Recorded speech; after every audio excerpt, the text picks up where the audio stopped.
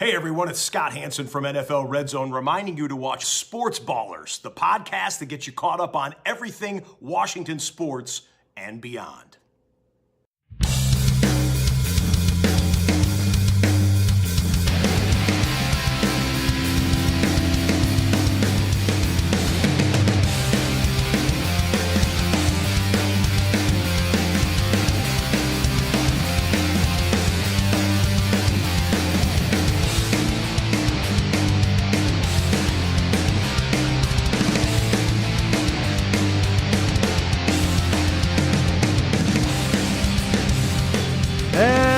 Welcome into the Sports Ballers podcast. It is episode 211 of our show. I'm Corey Puffett, joined as always by Eric Meyer and Evan Ash. How are you guys doing tonight? Doing all right. How are you doing? I'm fantastic. How are you doing, Eric? I'm pretty good. I've had a good week so far. So next week might be a different story, and I'll be hosting next week, so I will be airing plenty of grievances then. But right now, I feel pretty good. So, what do you expect to happen between now and next week that might not be so good? I don't want to get into specifics, but it's work related, and work is a pain in the ass sometimes. So, let's just say it's the first of the month is coming up over the weekend, which makes life difficult. And then they shut down our database system where we get all of our financial data from.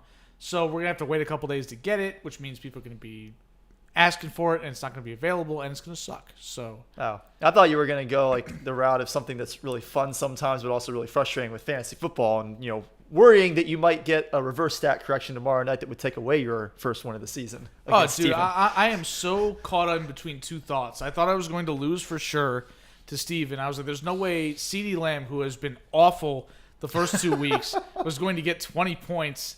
And then I found out he only actually needed 19.6 points, which is exactly what he got, because Steven was going to be docked a half a point on account of the Saints special teams apparently muffing a punt or fumbling on a punt return and then recovering. It was a kick return after a field goal. But okay, yes. All right. Yeah. And so I was like, all right, well, whatever. And then CeeDee Lamb catches this one-handed touchdown pass with like 8:30 left on the clock, and I'm like, okay, I have a shot. But then game script dictated the Cowboys were not going to throw the ball much, and so they ran the clock out without throwing the ball to CeeDee Lamb again. And I was like, well, I lost. So I actually started to have a thought that as a co-commissioner of this league, by decree of Corey, somehow I was gifted this title because I guess I'm just friends with Corey, so he picked me. I was like, it wouldn't be so bad maybe if your boy ended up being the Sacco champion the first year we have a punishment. So that way, I could take my L, and I could go out there and humiliate myself with whatever punishment whoever comes up with. And so that way everybody else would feel on board to be like, okay, if Eric can do that, I can do that. But then I ended up somehow winning, tentatively. We'll see what happens tomorrow. And now I'm suddenly like, we're winning the championship, baby. It's a complete dichotomy of thoughts. The total opposite opinion of, on one hand, I was like, I'm going to finish in last place. And now because I won one measly game and I'm maybe 1-2, again, keyword is maybe. Maybe 1-2. Now I'm like, I'm winning the championship. And even if you do keep that 1-2 record, maybe calm down a little on the championship talk, because your team, I know that you like your team still, but it has not been very good so far this season. I honestly have a lesser opinion of my team this week after a probable win than I do after an 0-2 start. Like, I don't know if I don't think I'm winning the title with this squad, but I certainly feel better than being 0-3, which of course could change over the course of the next 24 hours. You never know. I've lost games on stat corrections before, so we'll see what happens. We had quite a wild week in our fantasy league. 3 lucky winners, 3 unlucky losers. You can't have more than that in a 12-team league. And I can only think of one other example for sure where that's happened in our league's history. It may have happened more than once before, but I can only think of one time for sure. Also, Steven thinks you're colluding with me because the correction is yours to make, even though it's in the bylaws, it's in our documents. Since you had to go in there and do it yourself, it's like, well, he just gave Eric a win. But I'm waiting until the Elias Sports Bureau stat corrections drop to actually apply those. I still have to take I'm also docking myself a half a point because I had the same thing happen with the 49ers special teams. They muffed a punt and recovered it, but that's still minus half a point. It was hilarious trying to explain to my dad the whole scenario. I felt like Charlie Day in Sunny with all the red string everywhere to the conspiracy theory, trying to tell him exactly how I was going to go about winning this fantasy football game. And it was great. Yeah. It's so stupid. To the commissioners, right? No, wait. Is Steven the assistant to the commissioners this year? I thought we Evan did elect him, yeah. Oh, is it Steven this year? Because it was Evan last year, right? Yeah, and I specifically voted for last. Steven so that – because, like, most people were voting for Sean because Evan wasn't in the running. And I was like, well, Sean's our buddy. Like, he's in the inner circle. He's been a guest on the podcast. We were in everybody's wedding, apparently, that's gotten married.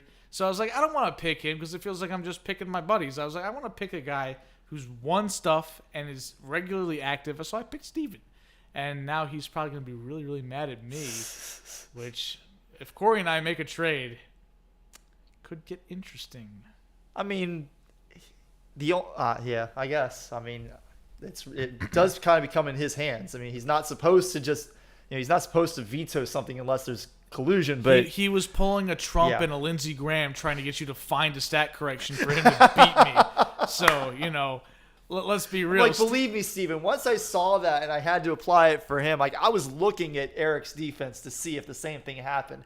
It didn't. My point is not to question the integrity of Steven, but Steven's 0-3, potentially, assuming this holds, and he lost in a way that would infuriate any of us, even if it's just. Well, he's also finished in the top half of scoring all 3 weeks this season. Even if he winds up losing this game, he's still in the top half. That only furthers my point. He's running a little hot, and understandably, I get his frustration. So if he were to say, you know what, I'm going to screw Corey and Eric out of a trade, I'd get it. Yeah. I would understand why he did that. Fair enough. Speaking of trades, I got another trade offer from Alex Kincaid today. I still need to take a look and see what it was, but he sent me a few. I've sent him some counters. He has not accepted any of my counters. He's a guy who likes to. He does like to try and send some trades. I dig it. Yeah. It makes the league I'm pretty happy with my roster, so like if I'm making a trade, like I got to see a benefit in it for me. I'm happy with my roster if CeeDee Lamb sustains what he did. If he doesn't, then I'm hosed. We'll see if he does. I mean, Dak Prescott could be back next week. We'll see. Supposedly he's already throwing. But his only good game was with Cooper Rush, so maybe this will be a bad thing. Yeah, that's true. Plus Michael Cooper Gallup Rush will be looked pretty back at some decent this point. week. Yeah, so. All right, let's get to our actual show tonight. Enough of the fantasy talk. We love fantasy. But yeah, and we'll have some time to refer to fantasy as we get into our NFL discussion. But first, let's start with Major League Baseball. We got to get a little bit of update. We have 1 week of regular season action left. A week from tonight is the final day of the regular season in Major League Baseball. It's so weird with it not being on a Sunday, but lockout, gotta make some adjustments. Yep. So the Baltimore Orioles are 3.5 games back of Seattle. And Seattle is the second or the third wild card right now. Is that right? Yeah. So, I mean, they are not eliminated. The Orioles are still in contention. It's pretty damn dicey at this point, but they could still pull it out. What do you guys think about their chances over the next week? And what are just your reactions to the last week or two of Orioles baseball? The Orioles' playoff chances are still alive, but only just. It's pretty much a done deal at this point. Like, there's too few games to make up, and they don't have the tiebreaker over anybody. We've seen more like a bigger lead than this be blown in the final week of a season, though, haven't we? Didn't the Red Sox blow like a 4-game lead in the wild card with a week left? They were also trending down while the Rays were trending up, whereas the Orioles have kind of flatlined. Tonight, actually. True. What was that, Evan? 11 years ago tonight, by the way. Oh, wow. I was in my dorm room watching both games, and I was like... I just remember just laughing my ass off for several minutes. I mean, it was all your team's fault because they blew a huge lead to the Rays, but I'm sure they didn't care. We still got in the playoffs. And you got to keep the Red Sox out. So, yeah. You're happy I was with that. laughing my ass off. I couldn't believe it. I could not believe it. Oh, all right. So reactions to the last week or so. It's been disappointing, but not unexpected, right? Like, they just seem to have run out of steam. The random assortment of jabronis who've been punching above their weight class seem to have been figured out. The bullpen has gotten overused at times, and the guys getting tired as late in the year. The starting pitching hasn't been great all season, I don't think, but lately there have been some great starting pitching performances, but then the offense hasn't been any good. Looking at you, Austin Hayes, who hasn't hit the ball since June. So it's they had a great year. They're at 80 wins now. I mean, that's amazing considering they had 52 last year. So yeah, I'm over Brandon Hyde with these terrible lineups he keeps putting out there. Like, Adley's not in the lineup tonight. Got Chirinos catching and Aguilar the DH, and both of them suck. So stuff like that. And the Orioles are already losing. Why is Adley not DHing on his days off? I mean, normally he is. This is actually one of the few times where I said it yesterday, I think in the baseball chat, where I said Adley's going to need a day off tomorrow because it was a barn burner of a game. The final score was like 13-9 in favor of the Red Sox, and Adley was just taking a beating back there because the Orioles pitchers were terrible. And I said, you know what? Tomorrow's the day to give him a day off. So I don't really have an issue with him not being in the lineup tonight. But it's more of a general criticism I have of Brandon Hyde. And again, I understand when Hyde was hired in 2019, he seemed like a guy who was hired to get fired, right? Like, the Orioles were going into a brand new rebuild. They were clearly going to suck in 2019. Presumably were going to suck in 2020. And also suck in 2021, and they were expected to be really bad this year too. And my assumption was he was going to be fired as soon as the Orioles looked like they might get good, and that might still happen. But so I sympathize with him in that regard. He's been the guy that's been managing this team through the craptastic last few years, and he deserves some credit for not jumping off a bridge or losing his mind. So, credit to that, like, for him. But the issue I have with him is that he doesn't seem to know or have a desire to manage young players, and that's what the Orioles' entire future is built on, is young players, right? Yeah, I mean, Gunnar Henderson and Adley Rutschman are your future right now, as well as a couple of other pretty good players like DL Hall. Right, like, beyond that, though, like, I'm talking about the guys like DL Hall, where Evan and I were there for his Major League debut in Tampa Bay, and we both agreed that it was horrendously mismanaged to not have Adley Rutschman behind the plate for his debut, to not have the best defensive crew you could have, to put him in a situation where he's facing, head-to-head against Shane McClanahan, who is looking like a Cy Young contender. And, oh, by the way, it's on the road. It's against a team that you desperately need to beat that night. It was just not a good setup. And then you consider the fact that he's barely played Taron Vavra, who got called up and then had to sit on the bench for a week before he finally got into a game, again, that Evan and I attended. 9 months pregnant. Yeah, and his debut was as a pinch runner in Cincinnati. And so... Weren't we there for that too? Yes, we were. We were there for that in Cincinnati to watch that game. And then also the mismanagement of Kyle Stowers so far, refusing to let him see any at-bats against left-handed pitching because he's a left-handed hitter, despite the fact that his lefty splits are outstanding and have been throughout the minor leagues, and yet he just can't seem to get any opportunities against left-handed pitching because Hyde seems to be stuck in his ways to load the lineup with left-handed or right-handed bats against left-handed pitching. Like, this just isn't going to work, especially considering next year you're going to call up probably Grayson Rodriguez, who's going to probably break camp with the team in the starting rotation. DL Hall is probably going to be a starting pitcher next year. Jordan Westberg might break camp with the team as a starting infielder. And then you consider the fact that you've got other young guys that are going to be expected to play. Colton Cowser is probably going to get an opportunity in left field or right field. Kyle Stowers is going to need to play next year as well. And I'm just looking at this and I'm saying, how are we going to square this with, we only have 3 guys, in my opinion, as position players that I trust, that I think are good or outstanding players. And then Brandon Hyde is going to have to manage a crop of young players coming in. I just don't think he's the guy for that job. He's shown that he's more inclined to to play veterans who are steady players, but not necessarily good players. Like Rougned Odor, you know what you're getting out of him. The problem is what you're getting out of him is crap. And yet he's in the lineup every night. So he's just not the guy for where the Orioles are, in my opinion.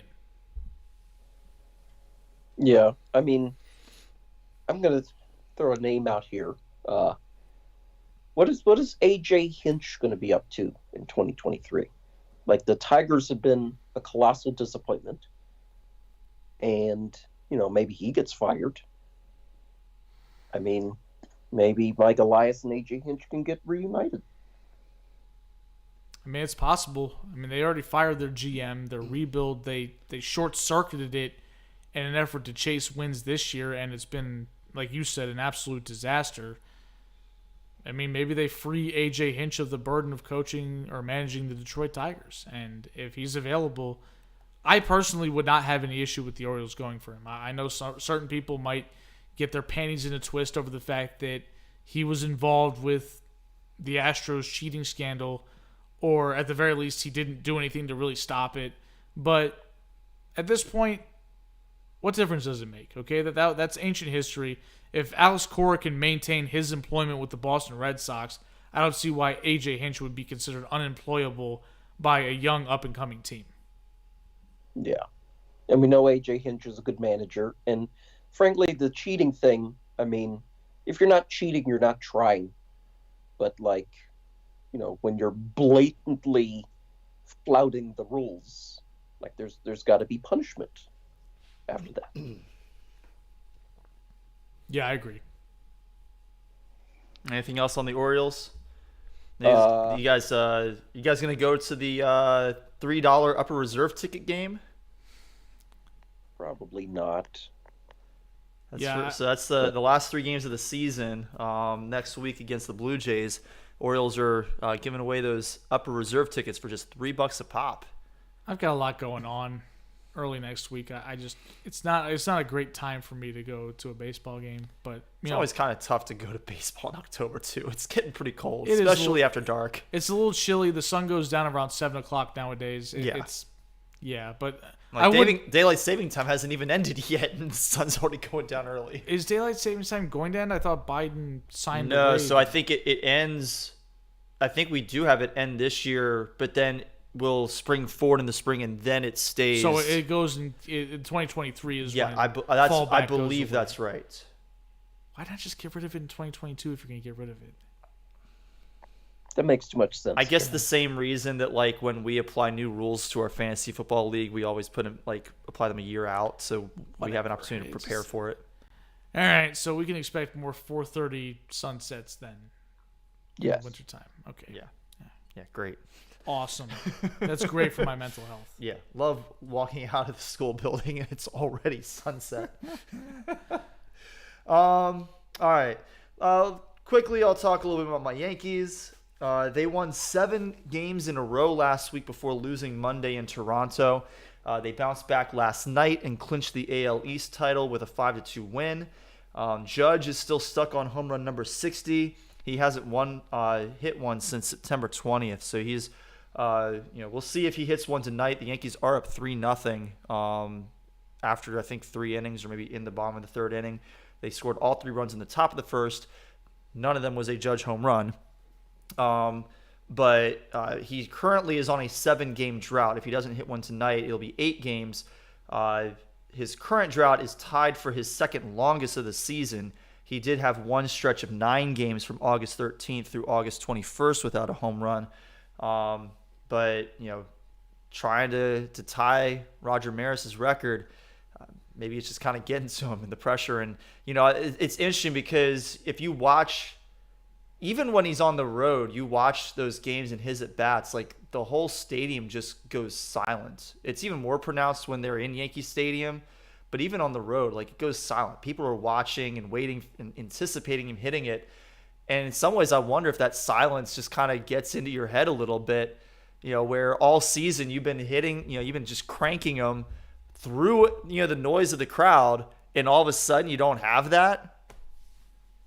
have no fear. The Orioles are here. They're coming to Yankee Stadium shortly to give up all the home runs to Aaron Judge. By the time the series is over, Judge might have hit his 74th home run and broken the actual record. So don't worry. It's going to happen. And, of course, I was so hopeful. I was like, there's no way the Orioles are going to give up the 61st and 62nd home run because he's got so many games in between. Now it's looking like the Orioles are going to come to town and they're going to be the ones getting rocked. You knew this was going to happen. It was a no-brainer. Please. So, yes, after tonight's game in Toronto, the Yankees have a 3-game set at home against the Orioles, and then they will close out the season with 4 games in 3 days in Arlington. They got a doubleheader sandwiched between the first and last games of that series. 100 wins is still in play for them. They just need to win 5 of their last 8 games, including tonight's, to get that mark. So, we'll see if they can hit that. You figure that series against the Orioles, they ought to win all 3, certainly at least 2 of them. So we'll see if they can get to 100. Let's jump over to the NBA. Training camp has started, and apparently the adjective to use about some of the entrance interviews is spicy. You want to talk a little bit about that, Eric? Well, the ones that have been covered on the big name networks like ESPN and, ESPN, because they're the only ones that really matter. It's been heavily focused, obviously, on the Suns, who Robert Sarver is currently in the process of selling his team after the investigation ended regarding his inappropriate behavior. The Celtics, who are going through it, we'll get to that in a little bit about their coach and his situation.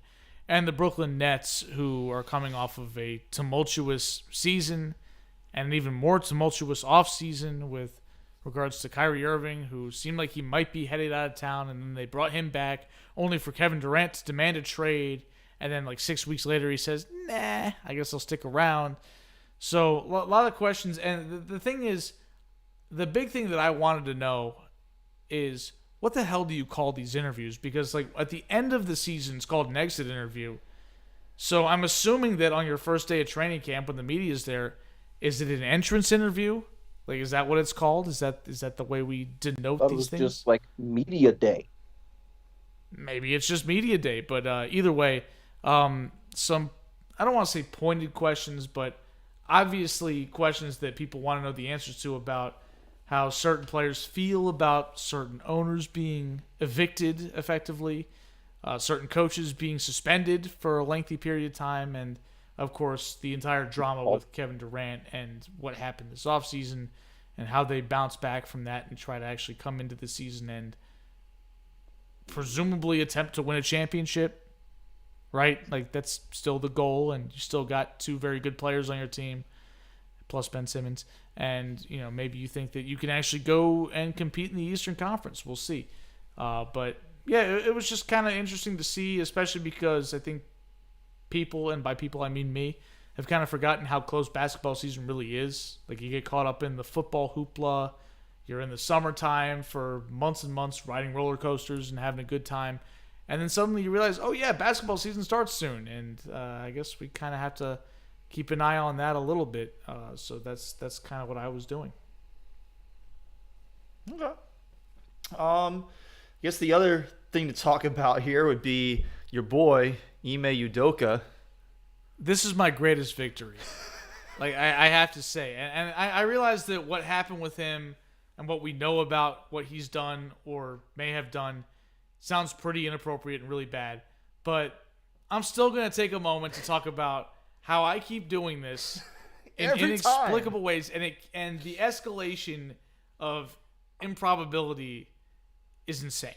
To be fair, at this point, it's happened enough times that you are starting to make your decisions based on, it not solely on I think this guy's going to win, but it's based on I think this guy could win, but if he doesn't, it's probably because he did such a bad job that he's going to wind up getting fired. Right, but the first person I really evaluated it that way with was this year with Brandon Staley as in the NFL. Yeah, fair. I picked Ime Udoka specifically because I was like, there's no way in hell this man is going to lose his job. He's going into a situation where the team is trending downwards, but they've got some young players.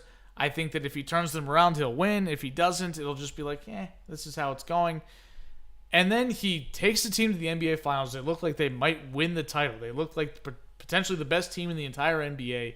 They lose to the Golden State Warriors in 6 games. No big deal, right? Like, you lose to Steph Curry, who had one of the best series he's ever had, and he's had plenty of good ones.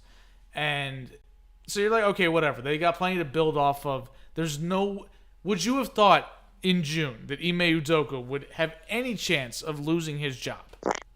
No. Evan, what are you doing over there? You're making some noise. Oh, sorry. Yeah, no, he's not getting fired. Or wasn't going to in June. Yes, we thought there's no way this guy's getting canned. And yet here we are in September. And not only is he suspended for a year, I'm going to go out on a limb and assume he's not going to be returning to the Boston Celtics. It seems like they suspended him just in order to get their ducks in a row before ultimately removing him from his duties. And again, based on the allegations, it seems legit. But again, like the guys I've gotten fired so far, Freddie Kitchens made sense. He's a first-year head coach, underqualified as a hire, and he sucked and he didn't know what he was doing. He got fired. That made sense. Stan Van Gundy, love Stan Van. He's great, but he's a little bit. He can be tough to get along with. I'm sure he's got a strong personality, and he and David Griffin didn't see eye to eye, and he got fired. Okay. And then Sean Payton, who I picked for the purpose of, there's no way the Saints are going to fire Sean Payton. Yeah, he might retire, but again, him retiring was not a total shock because it's like, okay, Drew Brees is gone, and he's been here for a long, long time, and he might need a year to step away. That made some sense. This makes no sense. Like, I could not have seen this coming. And yet here we are. For the 4th time in 5 tries, I've gotten a coach basically fired. And well, then also you were mostly joking in the chat about, I think it was Scott Brooks, the Wizards' old coach. Yes. About how he should win Coach of the Year the next season. And then an hour later, Scott Brooks fired. Yes. I like that one was specifically because I thought the Wizards had said they were leaning towards keeping Scott Brooks. And I was like, I should pick him for Coach of the Year just so they finally get rid of him. And then they did. So, congratulations to Bill Belichick. You are the only survivor of my picks for Coach of the Year. And I am so sorry to Brandon Staley. Dude, you are screwed. Like, you're just not going to make it. Mm-hmm. yeah. But I guess, Ime Udoka, whatever happened, we don't really know the full details. He clearly messed up here. Like, if it is as limited as a consensual relationship with a colleague or an underling, that's bad enough to get you fired. And it sounds like the Celtics, and I'm sure most teams have this, a strict protocol against having sexual encounters with coworkers. And if he violated that, that's certainly grounds for him to be removed from his duties. And it sounds like it was a lot more than that. So I'm sure we'll find out more. I urge people, all 4 of the listeners out there that tune into this podcast, please, it's already happened, so the horse has already run out the barn. Please do not harass women that work for the Boston Celtics. Do not try to spread rumors about who could have possibly been involved. You know nothing, and you know nothing of the circumstances. Leave it be, and let the Celtics handle it how they see fit. And to the Boston Celtics, protect your damn employees from acts like this by getting out in front of this and actually saying what happened. Or if you don't want to, you should have kept the whole damn thing private in the first place. Yeah, no, 100% on that. Before we get to the NFL, our meat and potatoes of this show during this part of the year, let's talk about the inferior college product real quick. Starting with the Maryland Terrapins, who hung with a top 5 team on the road in one of the hardest environments to play. Like this was number 4 Michigan in Ann Arbor at the Big House. How did they even make a game of this? I think the Terps are actually pretty good this year. That can't be it. Don't be a hater. Don't be a hater. Don't stop. Honestly, if you watched the game, and I didn't, because I was unavailable. I certainly would have watched if I was in front of a television, but The Terps actually, for most of the game, controlled the game. It was just a matter of some mistakes, a muffed punt, things like that always throw your upset bid for a loop. Like, if you're going to beat a number 4 team in the country on the road, You have to be perfect. You got to be perfect. And the Terps were not perfect. They made some mistakes, and that ultimately cost them the game. And also, to credit Michigan, at the end of the game, they stepped up and actually asserted themselves as the big dog here. And like the Terps only lost by 7, but they were down 2 touchdowns later in the game. Like the Terps they didn't mean backdoor cover because they were 17-point underdogs, so they were covering anyway. But the 1-score margin was a result of a garbage time touchdown. But that being said, they were in the game. They were leading the game approaching halftime. They were within 1 score for the vast majority of it. I mean, you got to give the Terps some credit for what they did. I mean, we know that the Terps offense has a lot of talent on it. Talia Tagovailoa is a good quarterback. He's obviously not his brother, who we'll talk about a little later. Yep. But Maryland's offense has been fearsome even dating back to last year. It's the defense that was a little bit hobbled with injuries last year, and they stepped up and played a pretty good game. So I'm excited to see how the rest of the season plays out for Maryland. But knowing the Terps, it could just as easily turn the other way, and next week they get their ass beat by Michigan State. And we're like, same old Terps. They might go 6-6 and go to some crummy bowl, and that's that. But if you're a Terps fan, you have to feel like maybe this team could win 7 or 8 games and be interesting. And that's the only hope they have, because next year they're going to lose a lot of talent, and they're going to be kind of in a rebuilding mode. But for this year, they could have something. I don't want to call it special, because going 8-4, in my opinion, isn't special, but something better than anybody could have expected, especially where they were a few years ago when we started this podcast and they were having kids die on the practice field. That was literally the first major topic that we talked about on this podcast, episode 1. Go back and listen to that. Alex Mayo says, I know they say ball don't lie, but ball lied a couple of times when it mattered. Oh, yeah, and I should mention the refs gooned up a couple of interception calls, and because college, like you said, Corey, and as much as I love college, it's inferior to the NFL. It's factual. Yes, like, what do you do? The college, they don't review turnovers automatically, and so sometimes they'll take the discretion to review them on their own, but usually you have to challenge those. And there were 2 interception calls that didn't look like picks, especially the first one where it was a big momentum swing where the ball, in my opinion, clearly hit the ground. And the refs didn't even review it, and Michigan retained possession. And did Maryland not have a challenge available? Again, I don't really know how challenges work in college. I don't know what the limitations are. They probably should have challenged if they could, but again, they should have reviewed it anyway. It shouldn't have taken a challenge flag for them to say, hey, let's take a look at this because that ball might have hit the ground. And they would have looked at it, and they might have still said, Michigan in the big house, they need this turnover. Let's just give them the call. Like it's 1975 or something like that.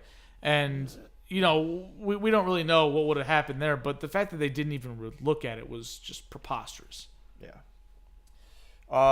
Evan, your Georgia Tech Yellow Jackets are cleaning house a little bit. They fired their athletic director, Todd Stansbury. They fired the head coach, Jeff Collins. Both of them booted on Monday. And just to juxtapose your kind of 2, I guess maybe not 2 favorite teams, because the Ravens are also in that conversation, but your Orioles and your Yellow Jackets, they both started rebuilding their programs at about the same time. The Orioles are 3.5 games out of a wild card right now with 8 games to go in the season, while the Yellow Jackets are 18 games below 500 in that stretch, and they only play 11 or 12 games a year. So, Evan, talk to me a little bit about what's going on down there at G Tech. Well, it's the Jeff Collins era has been a complete disaster. He focused a lot on the branding of everything. And trying to be famous, I guess, but he didn't actually coach football well. Like, that was the problem, is the guys would get on the field, and we're supposed to be the smart school and everything, and the players didn't seem like they knew what they were supposed to do. And then year over year, the guys didn't get better. The guys who stayed anyway didn't improve. So there was, he can apparently he's a good recruiter, whatever that means. But like, if you can't coach the guys, somebody like that at Maryland. yeah, if you can't develop the players into better players, then what exactly do you do here? If I was a listener just joining our show right now, I would assume that Evan is talking about Mark Turgeon. Oh, okay. You could also, I'm going to be honest, you could describe Mike Loxley with that too. Like the Terps, as talented as they are and as good as the offense looks sometimes, they look woefully undercoached at times. Yeah, like that's a pretty serious indictment, Evan, to say that your head football coach doesn't know how to coach football. Yeah, that's what he's hired to do. Right. Yeah. So, talking to a friend of mine today, maybe this is all speculation or I don't know what the source is, but when Collins was hired, he got rid of the team chaplain, who was, like an inspirational figure in the Georgia Tech football community. Just sent him up the road to South Carolina, actually. And then he also suggested not having the Ramblin' Wreck lead the team out of the tunnel, which is frankly sacrilegious, to not have the car lead the team out of the tunnel for football games. Like, are you kidding me? So he wanted to get rid of the marching band. Like, what are you doing? You coach college football, man. Just like he seemed like he was focused on all the stuff that comes with winning without first focusing on winning. Yeah, like the fanfare and stuff and like the different things that the schools do, like those are some of the things that kind of make me like college football less, but it is what makes college football, and it's not the same product without those things. Like you do need those things for it to be college football. Yeah, you got to have the marching band and the nonsense. Like that's why people like Evan and I watch games that don't involve our schools, is because we like the goofy stuff with the marching bands and the silly cars coming on the field or whatever Clemson does where they ride the bus around the stadium. Yeah. Like those are things that I don't particularly care for, but I do appreciate that is what makes college football what it is. Yeah, it's part of the brand. It's like the pageantry is the brand, because it certainly isn't the product on the field, because we know we just wait another day and you get a better product, and there you go. So Alice Mayo did chime in on our earlier conversation, said that from what he's heard, coaches cannot challenge turnovers in college. Which, like, if you can't challenge turnovers, what can you challenge? Yeah, what are you challenging? what good would they be? You can challenge a spot, but you can't challenge whether or not your quarterback threw a pick. Jeez, feels kind of important. Yeah. Oh my God.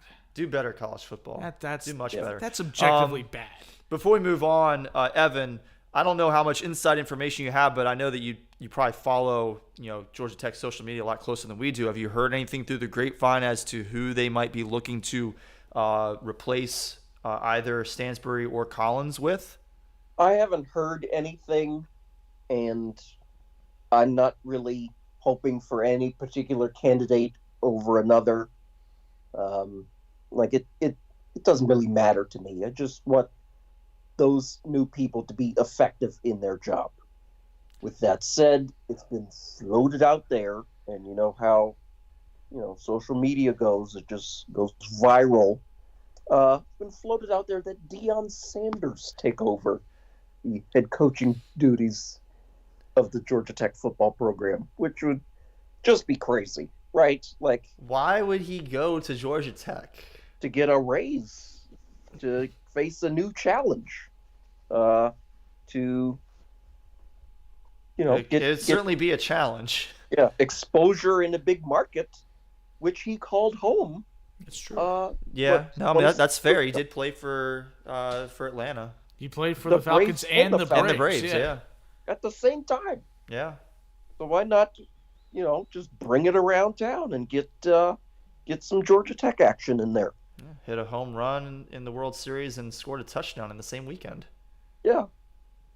So, beast. maybe. I mean, I don't think that's what's going to happen, but if it does, it would be pretty cool. Um, but I just want them to get a guy who can coach. Well, Um, Evan, let and me ask you then, this. You go ahead yeah, and finish, but I'll ask you a I question. mean, then, if we win, all the branding and stuff comes with that. All right, that's it. Okay, so we obviously understand on this podcast, and most people that are familiar with colleges understand that Georgia Tech is a very well esteemed academic institution. Do you feel that there are standards there that potentially dissuade talented players from going there or not being able to meet those standards? I don't think so. I honestly think that's overblown. Like, other schools that have academic standards can have athletic success as well. Um, the Duke men's basketball program comes to mind. They win all the time, and like, oh well, the standards. Stanford was good at football for a time. Miami football Notre as well. Dame is continually successful. North Carolina was supposed to be good at one point or another when the ceiling was the roof. Um, Miami is a great academic school down there, a tiny little private school at that. Like Forest is ranked. Like, it's.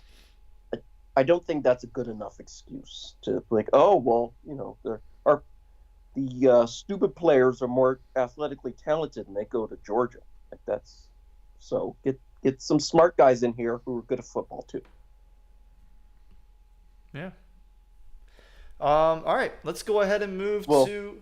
Oh, I do have. I didn't write in the sheet, but I do have some games, college games this weekend that are notable. Ranked versus ranked. What you got for us? So we got 7 Kentucky at 14 Ole Miss at noon on ESPN.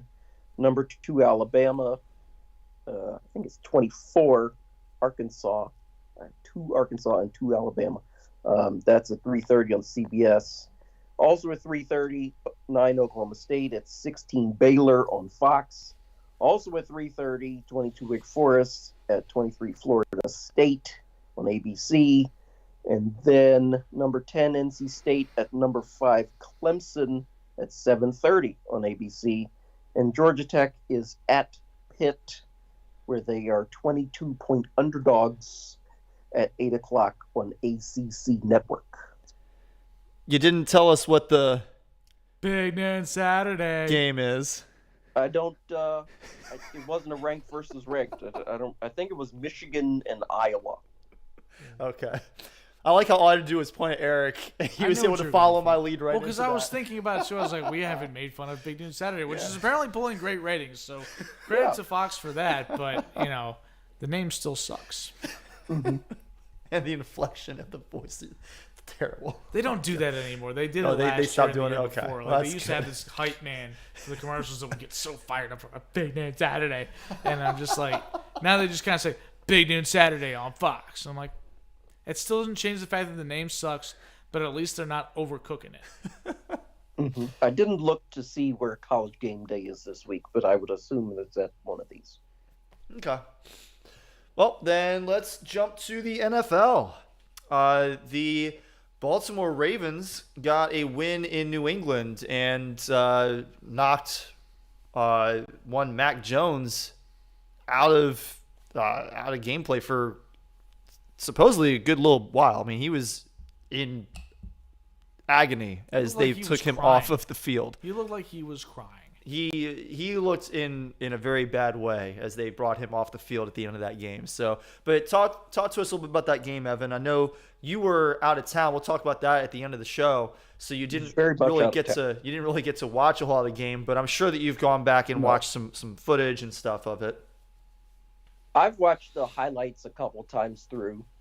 The main takeaway, I guess, is that Lamar Jackson is incredible, and the Ravens not signing him to a long-term deal before the season was a huge mistake because now it's probably going to cost double.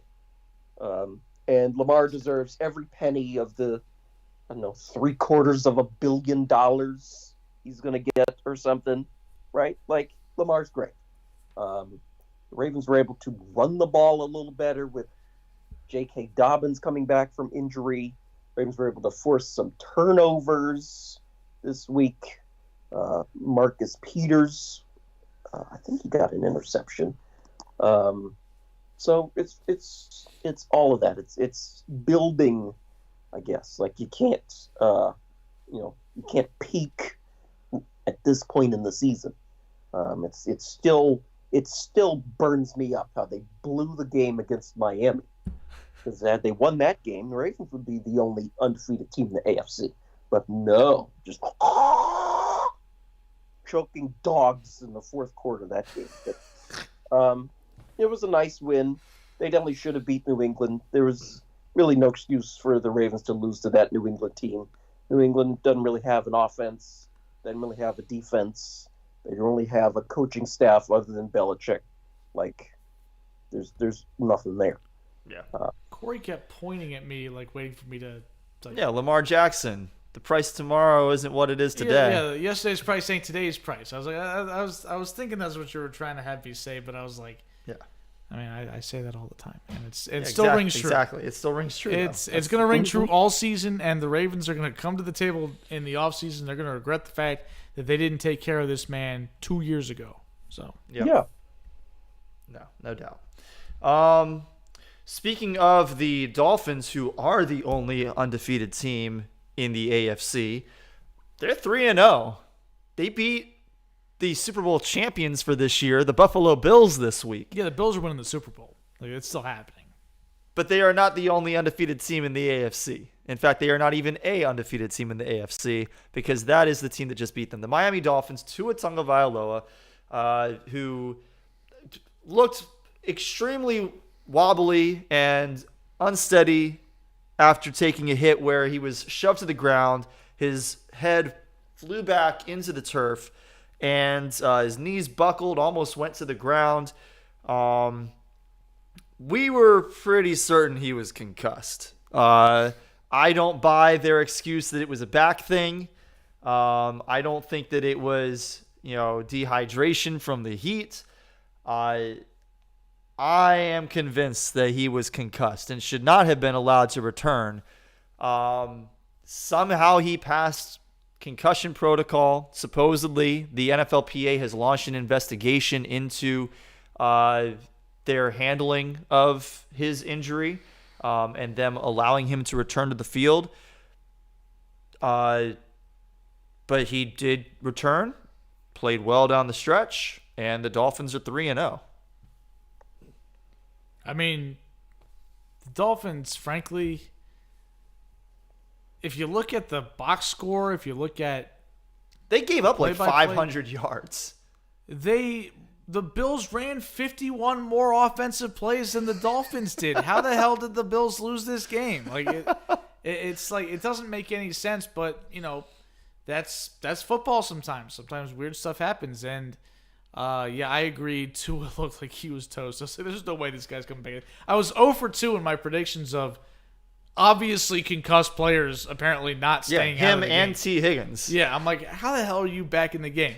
Like, and they happened within like 10 or 15 minutes of each other. Like T. Higgins, I saw him get creamed, and he was slow to get up, so I figured there's no way. This dude had concussion last week, and he just got 2 weeks ago. Yeah, but he just got drilled in the face with a helmet and a guy in it.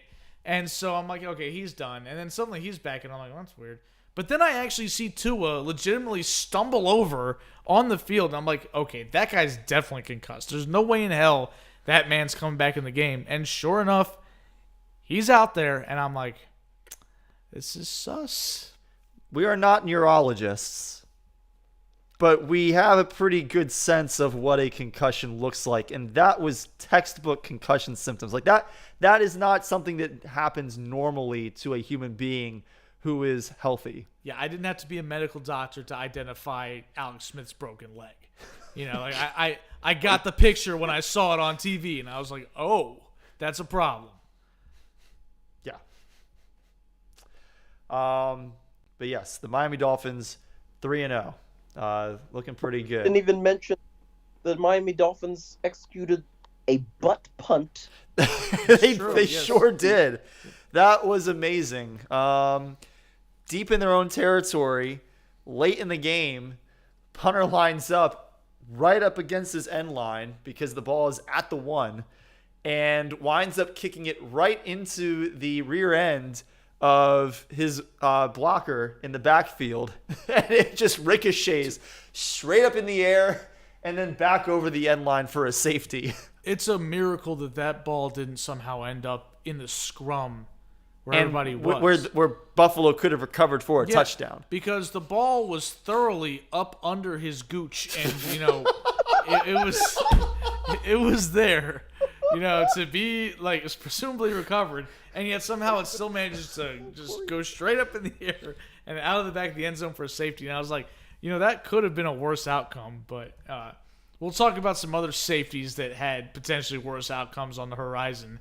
But that was particularly humorous, and somehow the Dolphins didn't lose that game. When that happened, I was like, oh, dude, the Bills only need a field goal to win the game. This is teed up for Buffalo to win it, but different things happened. Yeah, very different things happened. Eric, your Saints stink. Somebody's got to say it. Oh, my God. Yeah, they're bad. They're bad. I don't know what to make of Jameis Winston's performance in the sense of, is he this bad or is he injured? Because, we know he's dealing with some back injuries. Like, reportedly, somebody said several vertebrae fractures, which sounds like he shouldn't be playing football. But that's just me. Again, not a medical doctor. But regardless of whether it's because he's hurt or he's just not good, the Saints' offense sucks. They can't move the ball. Jameis has struggled. And frankly, the personnel is good enough for them not to struggle. I've seen enough plays where you can't blame it on physical limitations. I watched Jameis miss Alvin Kamara wide open on checkdowns that would have led to first downs. I've seen him miss throws. I've seen him throw picks. He just doesn't look like he's retained some of the solid play that we saw from him briefly last year before he got hurt. And I don't know if that's because Sean Payton's no longer there. You had to figure that there would be some level of drop-off offensively because Sean Payton was such a renowned offensive guru at the very least, along with him being a future Hall of Fame head coach, that, regardless of what you think about Dennis Allen and what the Saints have built as a culture and as a program, you simply can't replace that. But you can make whatever excuses you want. You can blame the coaches, you can blame the injuries, but the team's just not good. Their one win this year was against the Falcons, who aren't good but are frisky. I'll give them that. But they had to come back from down 16 points late in that game. They had to score 17 unanswered just to pull out that win. I think we all picked the Saints to make the playoffs this year. Maybe one of us picked them to win the division, and that doesn't look like that's happening. Whoever picked them to win the division, that guy was an idiot. My goodness. I'm pretty sure that was the Mount Airy established individual on this podcast. Yeah. So that didn't work. Jimmy G, and not just Jimmy G, but also Russell Wilson. That whole game he stunk. got off the hook because they won. Exactly. But that 11-10. I can't believe that wasn't scoregami. I can't believe that there had been an 11-10 game back in 2008. It was the Steelers and somebody else. Chargers. I forget the Chargers. That's the Super Bowl winning Steelers too. Yeah, it was the Super Bowl winning Steelers. And the playoff bound Chargers. I couldn't believe that score had happened before in NFL history. It happened exactly once before. That game was horrible. If you love punting, if you use punchers in your fantasy football league, you enjoyed that game. It was perfect for McAfee to be on the Manning cast. Oh, the next night when absolutely. there was a lot of punts, but that was if you're not a punting fanatic, that game sucked. That game was awful, and you need Scott Hansen's It's one thing when there's a lot of It's one thing when there's a lot of punting because the defenses are really, really good. And don't get me wrong, the 49ers have a good defense. So do the Broncos. And the Broncos have a pretty good defense. But this was not because they were really good. 8 3-and-outs by the Russell Wilson-led Broncos offense. I don't care how good a defense is. I don't care if this is the 2013 Seattle Seahawks defense. 8 3-and-outs in a game is inexcusable. That is an indictment on your offense. That is not an indication of that defense being really good. That is only an indication of how putrid your offense is, and particularly your quarterback, because it's your quarterback who leads that team and has to at least move the sticks once. Just move them once. And 8 times in that game, they couldn't do that. It feels like you can get a first down by accident. Just you can get a first down by exactly. You can get a first down by the defense messing up and getting a penalty. You can throw a deep ball and get a pass interference call. Or a holding or something. Oh my God, this is a train wreck of a game. And as I think all 3 of us picked the 49ers to cover their 1.5 point spread, and clearly that didn't happen because they lost the game. Oh, we had a terrible week of picks in general. We'll get to that later too. Absolute disaster. But yeah, we got a lot of shout outs for the show tonight. This was a case of 2 guys who I have really leaned into making fun of, but one of them was easy to make fun of in Jimmy Garoppolo. But the other I actually feel proud of, being on this Russell Wilson's not that good anymore thing for the last 1.5 to 2 years. And I was like, this guy's not that good. Like he's kind of washed. Like Russell Wilson's appeal used to be the fact that he could run and escape pressure and run down the field, as a part of also his pretty good passing game, which was limited by his size, but also he had a strong arm and all that stuff. Well, he doesn't run anymore. Like, he is averse to running down the field, and that's just simply not going to work for a 5'10 quarterback who can't see over the middle. He tried to throw one pass over the middle in this game, and it was not good. And the fact that he also has to drop back further so that he can get a little more space between him and the trenches, and that means that the offensive line has a bigger pocket to protect. Yeah, it gives the defense of the edge rushers a better angle to get to them. Yeah, like the entire purpose of the tackles is to keep them from getting a clean line in the pocket. You force them out wide so they can't get there. And it was one thing when he was younger and he ran with the ball sometimes, because that also created bigger gaps in the line for him to be able to run through. But he doesn't do that anymore. No. Like I'm a firm believer, and again, it has nothing to do with my mocking Russell Wilson's corny and sometimes phony personality. It has more to just with observation. Like, Russell Wilson could be the nicest guy in the world.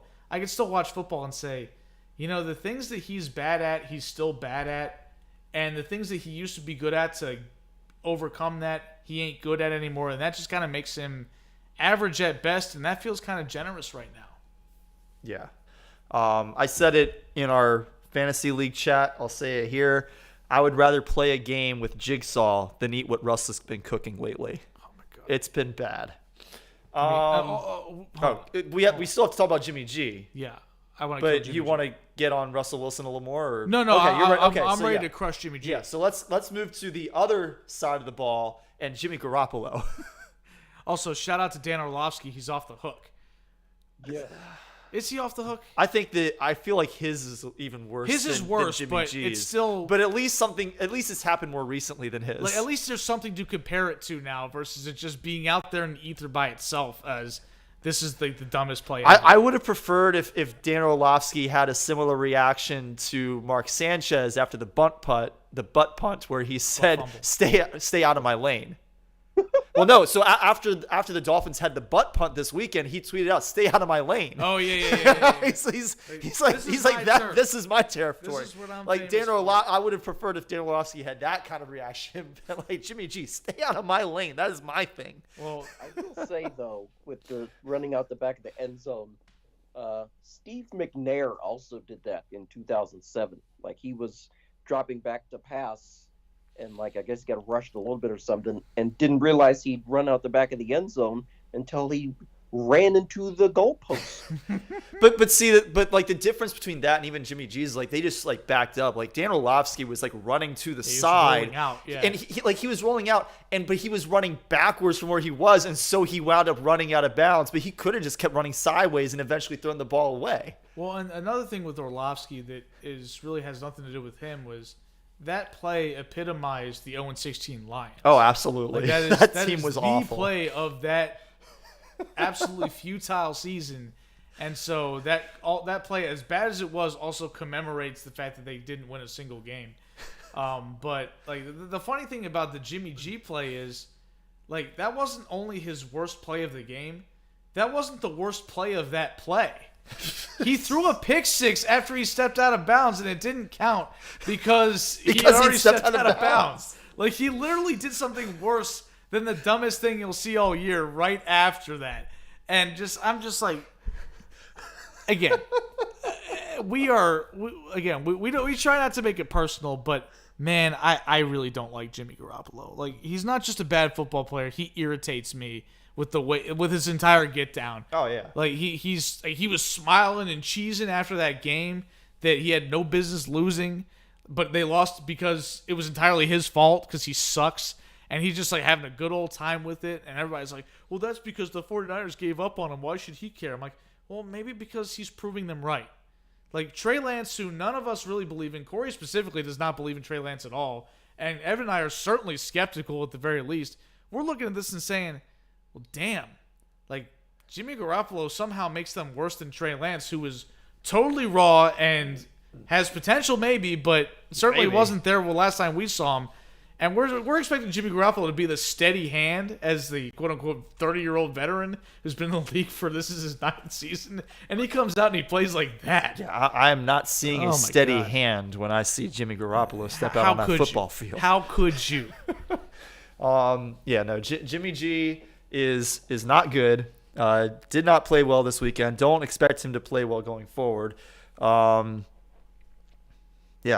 I don't know what else to say about that one, so we will move on.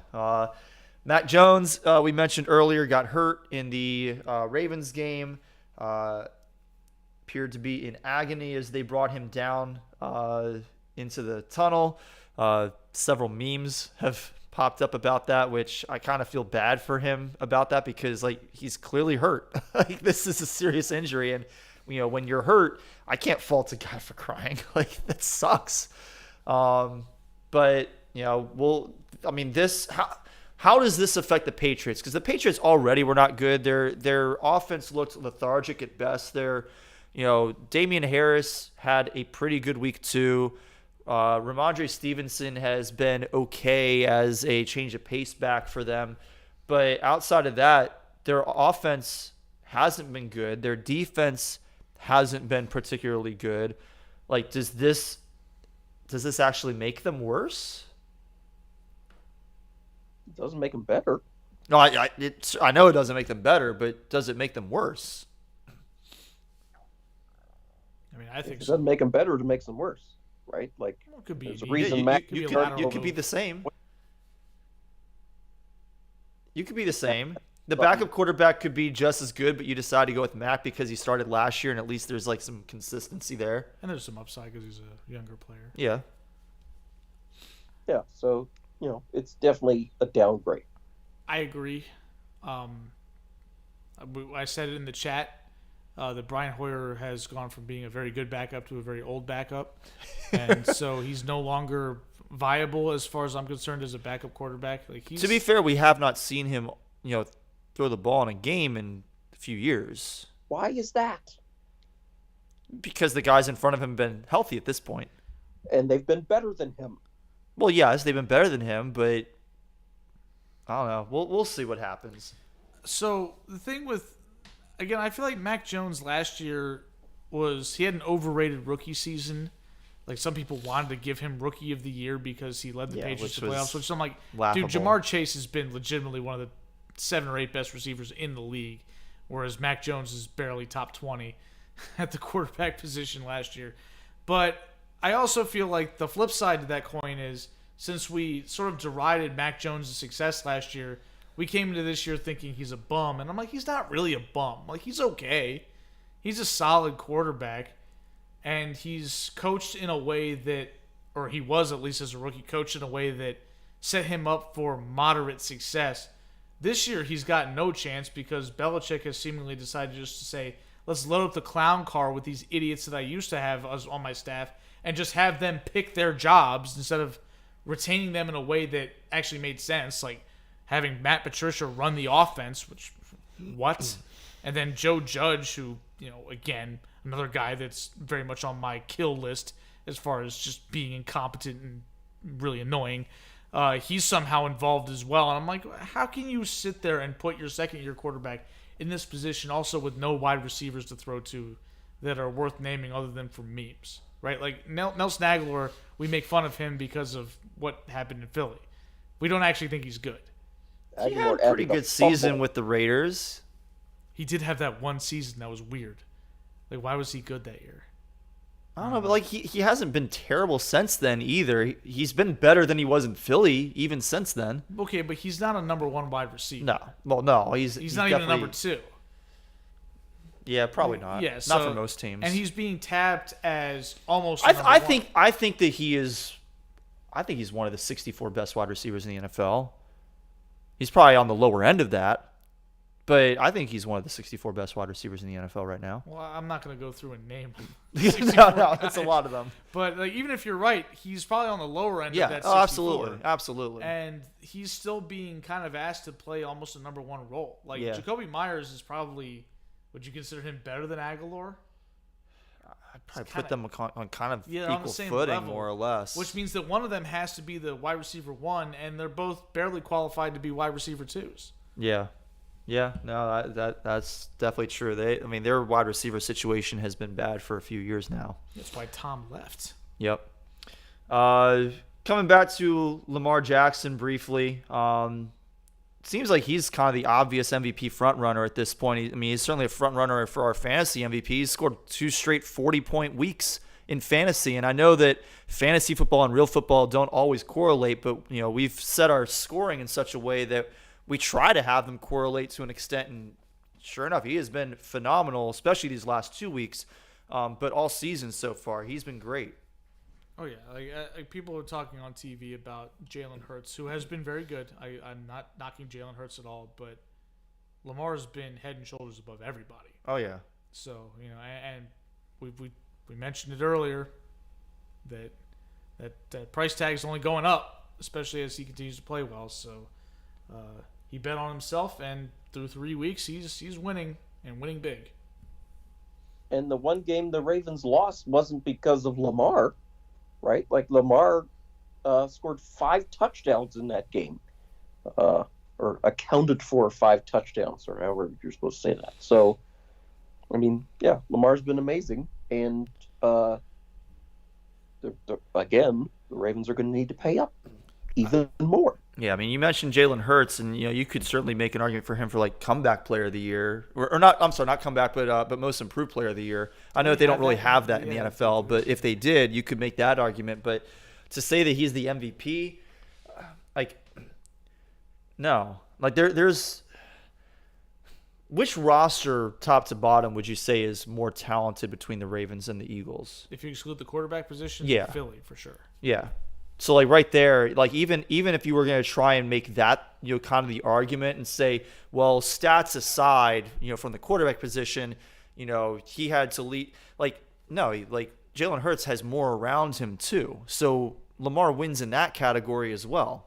It's no shade to Jalen Hurts, who. No, he has been really good so far this year. I targeted him and got him in 2 of my leagues, and I was disappointed I didn't get him in my 3rd, and I'd be better off if I had him instead of Kyler Murray in that 3rd league. But even I did not expect him to be what he has been through these first 3 weeks. Yeah, and if you removed Lamar Jackson from the equation, you could certainly make a case for him. The issue has nothing to do with Jalen Hurts' lack of ability. It has to do with the fact that Lamar has been so much better than everybody else so far that you really can't justify anybody. And that includes Josh Allen, who's been great. That includes Patrick Mahomes, who's been pretty damn good too. It's Lamar so far. Now, things can change. We still got 15 more weeks of football, but as of right now, I predicted him to win MVP this year. I'm feeling pretty good about that prediction right now. Also, I got to kill Mac Jones real quick before we get out. Not because he got hurt, not because of the memes. As unfortunate as it is that he made that face when that photograph was taken, where he looked like he was crying, I've got to crush him for the flop. That was he so. Threw himself on the ground. That was the most unbecoming thing I've seen from an American football player ever. Like, that was pathetic. I knew it live. I didn't even need to see the Neither did replay I. to see that the defender did not throw him to the ground. No, that was the saddest crap ever. Like, he's going out of bounds, and he lurches forward and leaves his feet to throw himself on the ground while being slightly contacted by a defender, and just heaps onto the ground, and then gets up and starts pleading for a call from the refs. And I'm like, dude, this isn't soccer, okay? Just go back We to the actually huddle. have standards. Like that, I'm so glad the ref didn't buy into it and throw the flag, because that was embarrassing. I didn't even see that. I'll have to. Oh yeah, you need to look for the replay on that. I'm it- sure it- it's somewhere. I've got NFL Rewind. I can give you the password. You can look up the play, because that just, oh my god, Okay. Oh my so goodness. bad. Chargers are in a bit of trouble. Justin Herbert, for as good as some throws as he made in the last game while hurt, the week of, I guess, just the endorphins kind of getting out of his system did not do him much good. He came back and they got just shellacked by the Jacksonville Jaguars, who we'll talk more about in a minute. But I don't know what they were doing leaving Herbert in the game down the stretch. Staley said that he felt good and wanted to finish the game, but you're the head coach. Part of your job is to protect your players from themselves. Like, players are not so different than they were in the 70s and the 80s, where they would get rocked and decide to go back in the game. Steve Young would go back into games after getting concussed, and then his career wound up getting cut short because he had suffered so many concussions. Like, players want to play. That's what they are. Like, they're gamers. They're not out there because they're soft. This is the NFL. You can't make it in this league if you're soft. I don't care who the player is. Like, when we talk about players being soft, it's by comparison to the rest of the league. It's not they're softer than somebody who's not in the NFL, because they're not. Like, he's going to want to be out there, of course. But you got to protect your young star quarterback. Like, do you want a future in this league? Do you want your team to be successful long term? Because if not, you can go ahead and quit your job right now, and the Chargers can find somebody else who can take it. There's plenty of people who want it. But, like, you have to take him out of the game in that situation. Yeah, it reminds me of a couple of quotes and or thoughts from certain media, thinking about that, where, like, in The Wire, when there's a guy who starts a boxing gym and one of the kids beats the crap out of another kid in the boxing ring and he calls him soft, and the coach says, anybody that steps into that ring, you don't get to call him soft. Like, anybody that has the guts to go in there. And, also, I listened to Bomani Jones's podcast, and a regular segment they do for, like, voicemail callers is tell the story about when you decided to quit playing football because, you got your ass beat or something happened where you're just like, I can't do it anymore. There's no such thing as a soft NFL football player. Like, you don't get that far, without some serious bumps and bruises and injuries that you've sustained throughout your young life, and say, okay, yeah, you're soft, you don't have any guts. Like, that just doesn't happen. So football players are wired to stay in the game.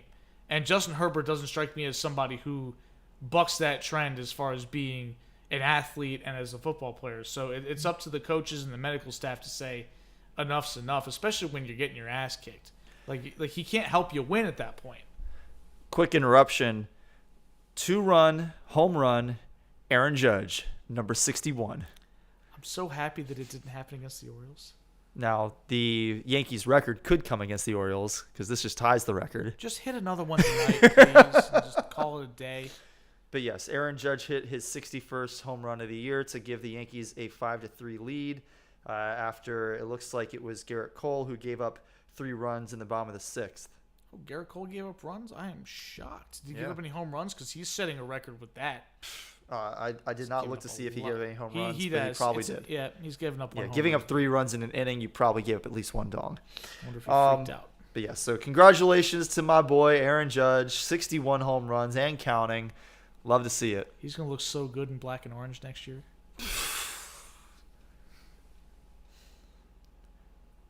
I just ruined Corey's day. Anyway. If I'm not even going to say it. Never mind. All right, moving on. So Chargers look like they're in trouble, but the Jaguars might be good. Trevor Lawrence, we're going to talk about him we'll mention him in a minute. He was the best of the week according to Football Outsiders quick reads at the quarterback position. He did really well. They've got a good offense around him. James Robinson is running really well. He's doing better than he was last year. He looked great as an undrafted rookie.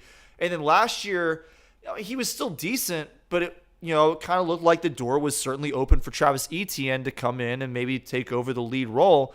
That hasn't happened. Travis Etienne has been kind of hit or miss. He's still getting, decent work. I think he had like 16 touches this past week, but Robinson is the clear number one, and he's been really good in that role. Christian Kirk has been really good coming over from Arizona.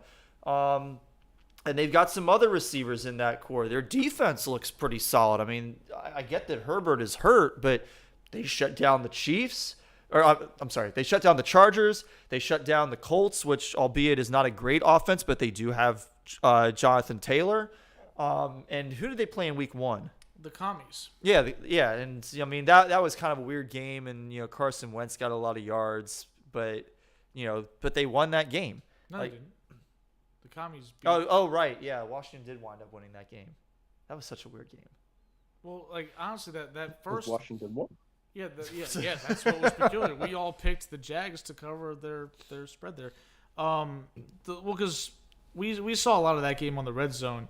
Like that first. Oh half, yeah, that's right. Because I kept having to send the GIF in the chat. Yeah, and Trevor Lawrence struggled that first half. He just looked like maybe he had some first game jitters or something like that. And Travis Etienne struggled as well. He dropped a couple balls. He had that weird fumble that really cost a lot of people some fantasy games. Which whatever. But that first game, then they came back in the second half, and if you just watch the second half against Washington, they completely outplayed. They looked like the much better team. It just was too little, too late almost. Yeah. So that they for 2.5 out of 3 games, they've looked really good. Yeah. So at this point, I mean, to what do we attribute their early season, call it success? Is it Trevor Lawrence in his second year? Is it just the roster build? Is it Doug Peterson? It's probably all of the above. All of those. Yeah. I mean, you're going to have a better roster with younger talent because you've been one of the worst teams in the league for the last few years. So you've got better draft picks than everybody else.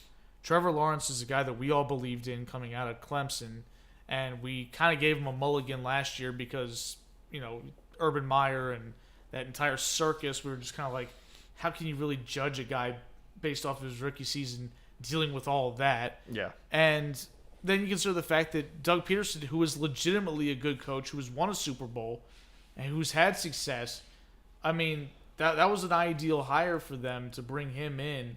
And Trevor Lawrence looks like he's stepping up and becoming that dude that we all believed he had the potential to be. And if that means that the Jaguars end up winning this crummy division by virtue of the fact that they're the only competent team there, as far as I'm concerned, good for them. Yeah. Doug Peterson's former team, the Eagles, we talked a little bit about them already. They look legit. Offense is humming. Jalen Hurts is, making good decisions with the football. He's running well. He's throwing the ball well. He is fully utilizing A.J. Brown and Devontae Smith. Devontae Smith was nowhere to be seen in week 1, and he's coming off back-to-back really good weeks. Huge week in week 3. Dude, he's so good. Those 2 catches on those back-to-back plays, the one that got them down to the goal line, and then the touchdown catch. So good. He is really, really good. People were concerned about his size coming into the league, but it doesn't matter if you're 5'9" if you can jump 7 feet in the air. You can still go up and moss anybody. Yeah, and he did. He absolutely mossed that Washington defender for that touchdown. They've got a really good offense. I'm kind of in that situation that I think you had Miles Sanders last year, right? Did you have Miles Sanders in fantasy last year? And he's a decent running back. He's not great, but he can handle a workload, and they're just not utilizing him that way. And it's frustrating me because I got him in my starting lineup recently out of necessity. You just wait. In one of these weeks, he's going to start off in the first quarter. He's going to get 7 or 8 carries. Right. My And concern he's is gonna that he'll have, be like, on my 9 bench points. at that point. Oh, no, but he's going to get like 9 points, and then he's going to get hurt. And you're gonna be Well, yeah, pissed. there you 'Cause go. that's what happened to me last year. Yeah. So, but I mean, they've got a 3-headed monster in that backfield with him, Gainwell, and Boston Scott. The defense is looking pretty solid. It's not quite what I've come to expect from Eagles defenses over the past few years, but it's still good enough to get the job done. And the fact that the offense is doing such a good job of retaining possession, it's giving their defense plenty of rest, which is making it even better than the decent defense that it already is. Well, and their defense has a lot of talented players on it, so the defense you're seeing right now is probably the floor. Yeah, no, I mean, it's going to get better as they continue to gel and learn each other's tendencies and how to work together as a cohesive unit. The Chiefs, they loafed. That's one way to put it, yeah. They lost to a team that got blanked 24-0 against the Jaguars in week 2.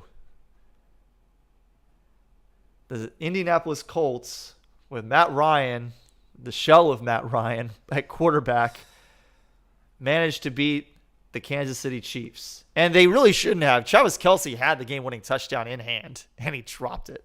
Well, the Chiefs made so many mistakes in this game. And then, like, what should have been the game-sealing play, Chris Jones sacked Matt Ryan. I think it was on a 4th down play. And they cut away from it as soon as he got tackled, like, on the red zone. They're like, okay, well, that drive's over. That game's over. And then a couple minutes later, Hansen cuts back to that game, and the Colts have the ball. And I'm like, no, that doesn't make any sense. They didn't have the timeouts. They didn't have the means to get the ball back with that much time left. And then we found out, Chris Jones got flagged for taunting on that play, which kept the drive alive, and Matt Ryan ended up throwing a touchdown pass to, was it Pittman that caught the ball? I don't remember. I don't remember who it was. But yeah, it was an ugly game. The Chiefs also didn't have Harrison Butker, and it showed. Whatever backup kicker, whoever they signed off the street to go kick for them, he ain't it. He missed a couple of makeable field goals in a dome. Mahomes didn't look good. Mahomes hasn't looked good the last couple of weeks. Like, he came out against the Cardinals and lit their asses up, and we all kind of said, oh boy, well, here we go. Patrick Mahomes, even without Tyreek Hill, still the best quarterback in football. And then against the Chargers, he threw like 4, maybe should have been interceptions that were either called back by questionable flags or just not picked off by the Chargers. And then this week, he threw a pick at the end, but he also had some not so great throws. And to give him some credit, the Chiefs receivers weren't getting open. Like, Juju Smith-Schuster struggled to get open for most of the game. He had the one big play where he got loose. Mahomes threw a sidearm ball. He threw it way behind Juju, but Juju came back and got it before the defender could close and pick it off. And he ended up streaking up the sideline for an extra, 30 to 35 yards. And everybody said, oh, my God, Patrick Mahomes, what a throw. I was like, that was a terrible throw. Like, he had him wide open, and he almost threw an interception because he threw it behind him. And they just look a little out of sync. Like, yeah. And I don't believe in their defense at all. Like, historically, the last couple of years, they've been average at best and typically worse than that. Like, what I saw from the Chiefs was a team that probably is going to win their division virtually by default because the Broncos are not as good as we thought they would be on account of Russ's decline. And then the Chargers are so beat up. Like, aside from Justin Herbert and Keenan Allen, Joey Bosa went out. And he's been put on IR, so he's going to miss time. Yeah. And it just feels like the Chargers' season is just flaming out before it even started. So the Chiefs might end up winning the division, but I'd be surprised if they're playing at home for more than maybe one playoff game. Yeah, no, I agree. Before we move on from sort of our Week 3 recap, there was a little bit of maybe something, maybe nothing at halftime of that Chiefs-Colts game between Eric Bieniemy and Patrick Mahomes, where Mahomes wanted to try and go and score, which makes sense. And during the post-game press conference, Mahomes kind of tried to squash that that there was really any sort of altercation. He was like, just me being a player, I wanted to go score, and maybe the right decision was to just take it into halftime. We're going to get the ball, and so he gave Bieniemy sort of the benefit of the doubt that he may have been making the right call, and him being a player and wanting to go and score, maybe that wasn't really the right decision in the moment. But Evan, your boy Shady McCoy, got on Twitter and said that this seems to be Eric Bieniemy's MO, that all he does is argue with players and that he can't coach. Do we think that there's anything to that? Do we think that maybe there's a reason that Eric Bieniemy hasn't gotten a head coaching position with all the talk about him every year as coaching spots open up and he doesn't seem to get, the time of day?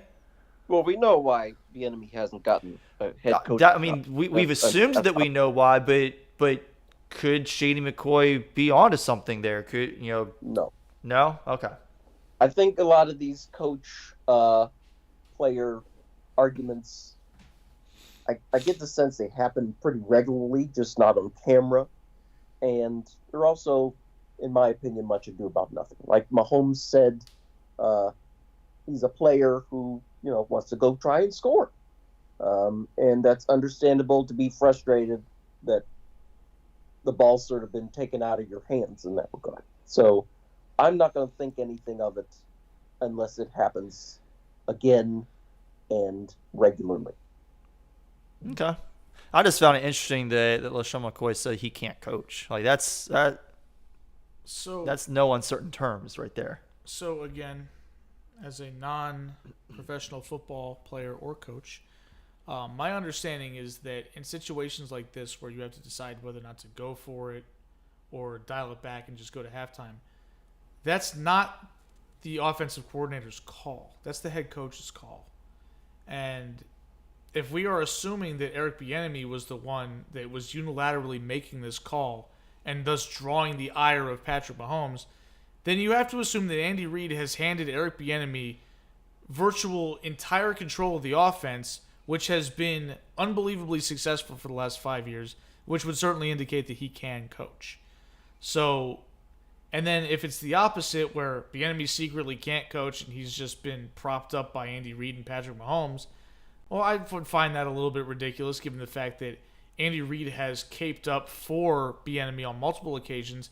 And I would also find it interesting in that situation why Patrick Mahomes was complaining to Bieniemy rather than saying something to Reid. Because Bieniemy's probably in his ear giving him the play call, and he's probably it's first, you kill the messenger type of situation. Yeah. But if Andy Reid believed that Eric Bieniemy can't coach, and there's been all this talk about Bieniemy being, a hot candidate because he's the offensive coordinator of the Chiefs, who have been great offensively, then it would make sense for Andy Reid to be like, either just fire the guy or find somebody else. Like, why would Andy Reid want a bad coach on his staff? Because the other coaches we've seen on his staff have been hired. Doug Peterson got a job, right? I think Matt Nagy got a job and won Coach of the Year and then did nothing after that. But he's been very capable of finding good coaches who are capable of becoming head coaches.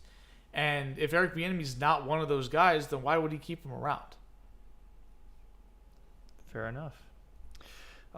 We had a bit of a rough week picking games this past week against the spread.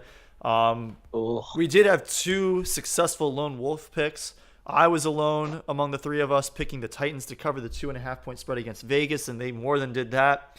Eric was alone in picking the Falcons to cover the 2-point spread against Seattle.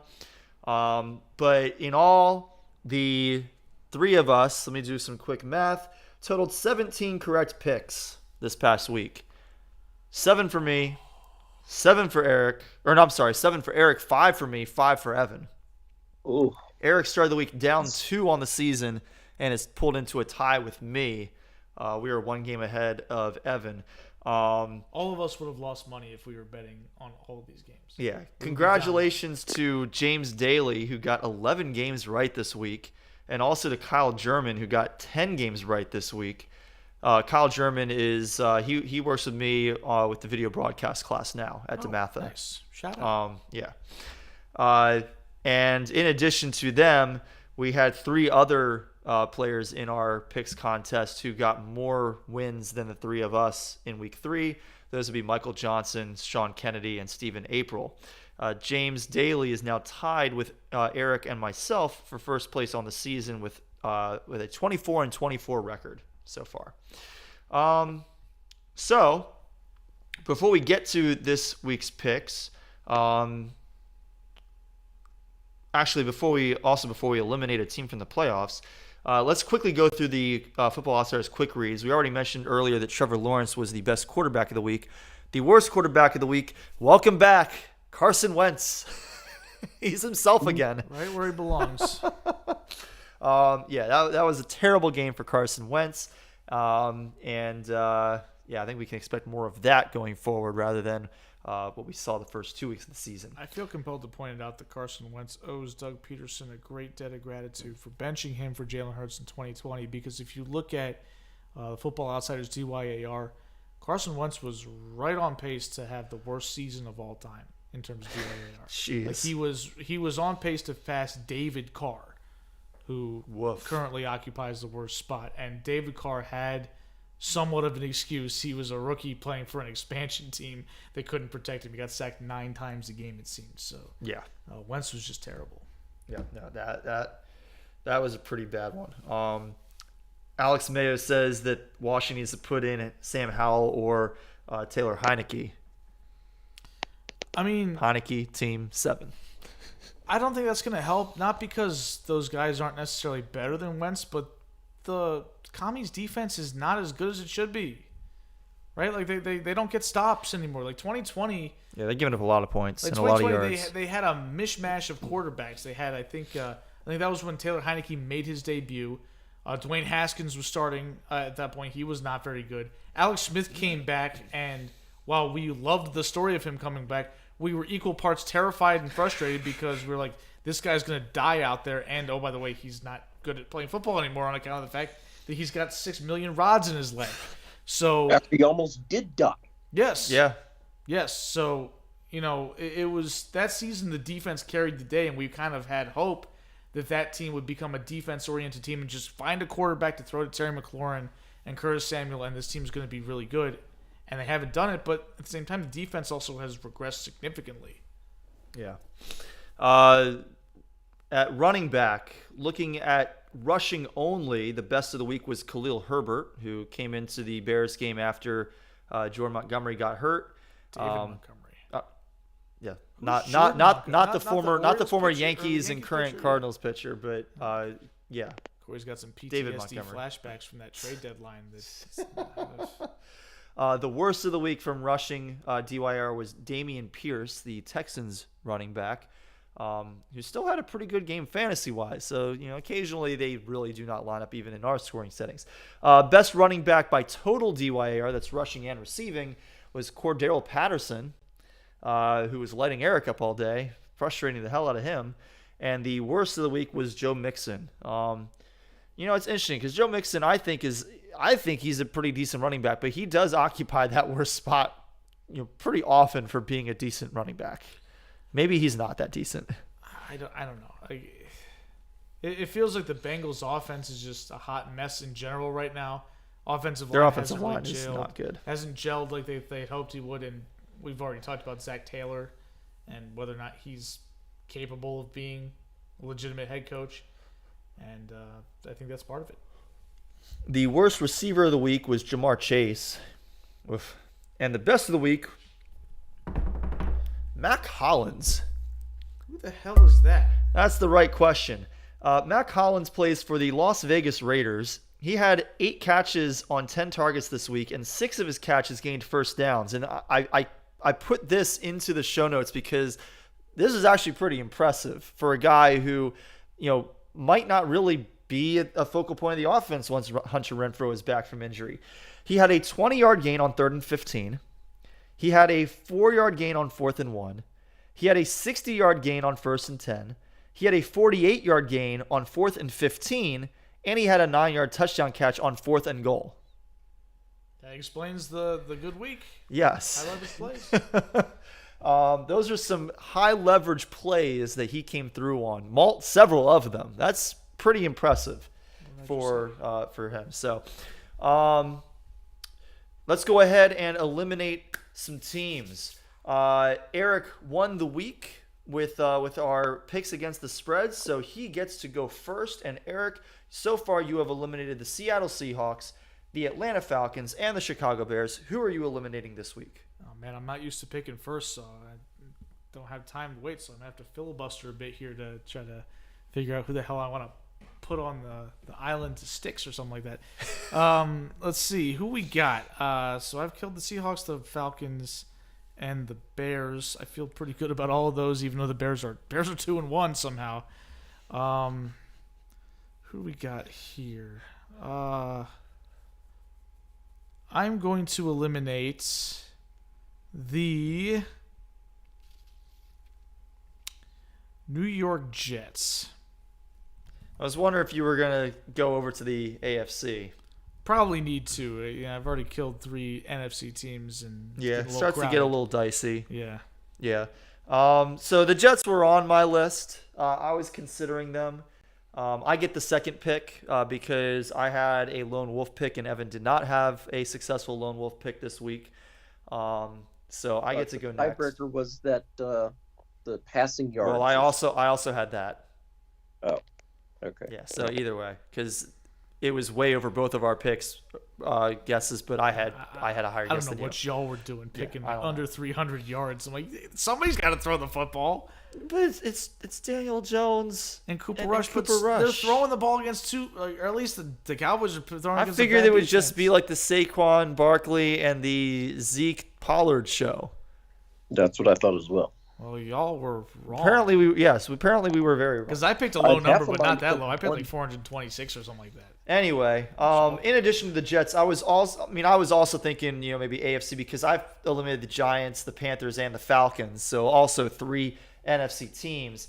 But the only other team besides the Jets that I would consider are the Raiders, and while they are 0-3 and very unlikely to make it into the playoffs at that rate, I feel like I need a little more time to kind of look at the AFC. And honestly, I wasn't sold on the Jets because Zach Wilson is supposed to come back this week, and I didn't feel comfortable eliminating them before I at least see what he can do.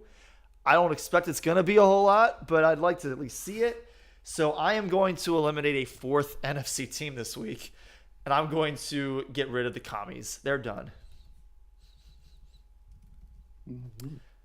Evan, who you got? Who have I? You have eliminated the Houston Texans, the New York Jets, and the Carolina Panthers. So you've already eliminated 2 AFC teams. Okay. Which is one more than Eric and I combined at this point, before you even eliminate another team. Oh, right. Yeah, I was my first choice this week would have been Commanders, but Corey, you just picked them, I think smartly. You'd already eliminated the Jets. Yeah, I already eliminated the Jets. I'm not comfortable eliminating the Raiders yet, although they might be toast. I'm not comfortable eliminating the Broncos yet, although they might be toast. So I'm eliminating the Atlanta Falcons this week. Okay. So the Falcons, that y'all both doubted against Seattle this week, and you're going to push the button on them. Yeah, well, we have now, all 3 of us, eliminated the Atlanta Falcons. They are the first team to be eliminated by the entirety of the Sports Ballers podcast. In 4 weeks. In 4 weeks, yeah. Didn't waste much time. No, we did not. The only week in which they were not eliminated by somebody was week 1, when we went Giants, Seahawks, Texans. Let's get to our picks against the spread. We got the spread at just about 5 o'clock today from BetMGM, as we do every Wednesday. If you would like to join our picks contest, it is not too late to join. It is getting a little late to be able to catch up to us. Granted, if we keep having weeks if we keep having weeks like we did in week 3, you might actually have a chance. But you can at least pick against us week by week. You can get a shout out for beating us on the week. You can also get a shout out if you are tied with us or beating us on the season. Thursday night football. Tomorrow night, we kick off with the Miami Dolphins, who are 3-0, and the Cincinnati Bengals, who are favored by 4 at home. So with that spread, you would figure that on a neutral site, the Bengals would still be favored by a point against the undefeated Dolphins. What are we thinking on this game? I'll start with you, Eric. I mean, I had to pick the first team to eliminate. You're going to make me go first here? Yes. Okay, that's fine. I feel like this is a little disrespectful to the Dolphins. I mean, I I don't consider their victory over the Bills a fluke. I realize that I still firmly believe the Bills are the better team, but they had to win the game, right? Like, it's not just a matter of they fell ass backwards into it. They earned that win.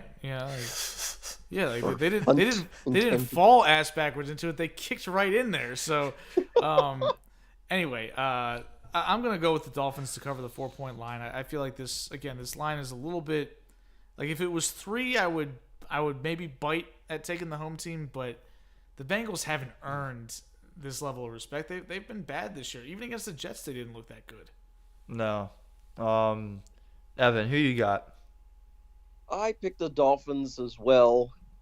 I am having second thoughts, though, just because Thursday night on the road, the Dolphins have had, they played their game, a really tough game against the Bills in the blazing heat down in Miami. Then they have to travel to Cincinnati. They're only going to get to practice like once, maybe. So like road teams on Thursday night oftentimes can be a disaster. But with that said, the Bengals have looked really bad this season from the little bit of them that I have seen. So give me the Dolphins. Yeah. Joe Burrow is on pace to be sacked, 110 times or something like that this season. It's some outrageous number right now. If he even makes it the entire season, like at that rate, you probably wouldn't expect him to. The Dolphins have a pretty good defense that can definitely take advantage of that. I like the Dolphins' offense, honestly, better than I like the Bengals' defense right now. So, 4 points is too much. I don't know. I'm not really sure which direction I'd go if I was picking the game straight up, but 4 points I think is too much. I'm also going with the Dolphins. Sunday, we get our first international game of the season, some London football action at 9:30 a.m. Eastern as the Vikings play against the Saints, who are the home team for the game. But the Vikings are 2.5-point favorites. Don't read too much into that as far as like the home away. This is a neutral field, so this does not suggest that the Vikings would be like, what would that be, like 8-point favorites at home or something like that. So the Vikings are favored by 2.5 points. Evan, I'll have you go first on this one. Who you got? I picked the Vikings. The Saints haven't been all that impressive. And, on the Vikings side, Kirk Cousins, this is the diametrical opposite of playing in prime time, right? Playing early in the morning. It is a standalone game. It is a standalone game where everybody is watching. And so the question becomes, is it the prime time, like late night atmosphere that he's allergic to, or is it playing in a situation where anybody who wants to watch football has to watch him play? Which one is it that he's allergic to? The bright lights. See, I disagree with that. However, I am also taking the Vikings like you, Evan, because I've got some serious concerns about the Saints right now. And the Vikings at least have, several really good players on their team. And I think that their defense right now is in a better position than the Saints defense. I don't think that's going to remain the case through the season. But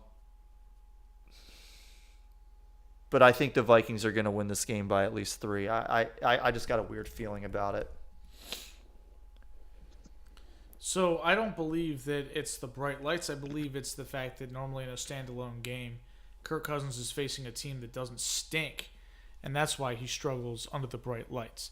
And in this case, he's not facing a team that doesn't stink. The Saints stink. So we said it earlier. Yeah, somebody's got to say it. They're bad. So I'm going to take the Vikings to cover this 3-point line, even against my team. Especially against your team, maybe. Yeah, maybe. Jeez. All right. Although, shout out to Chris Olave. He looks amazing. Yeah. I think somebody might actually be starting him in our league this week. Might not be a bad idea. No.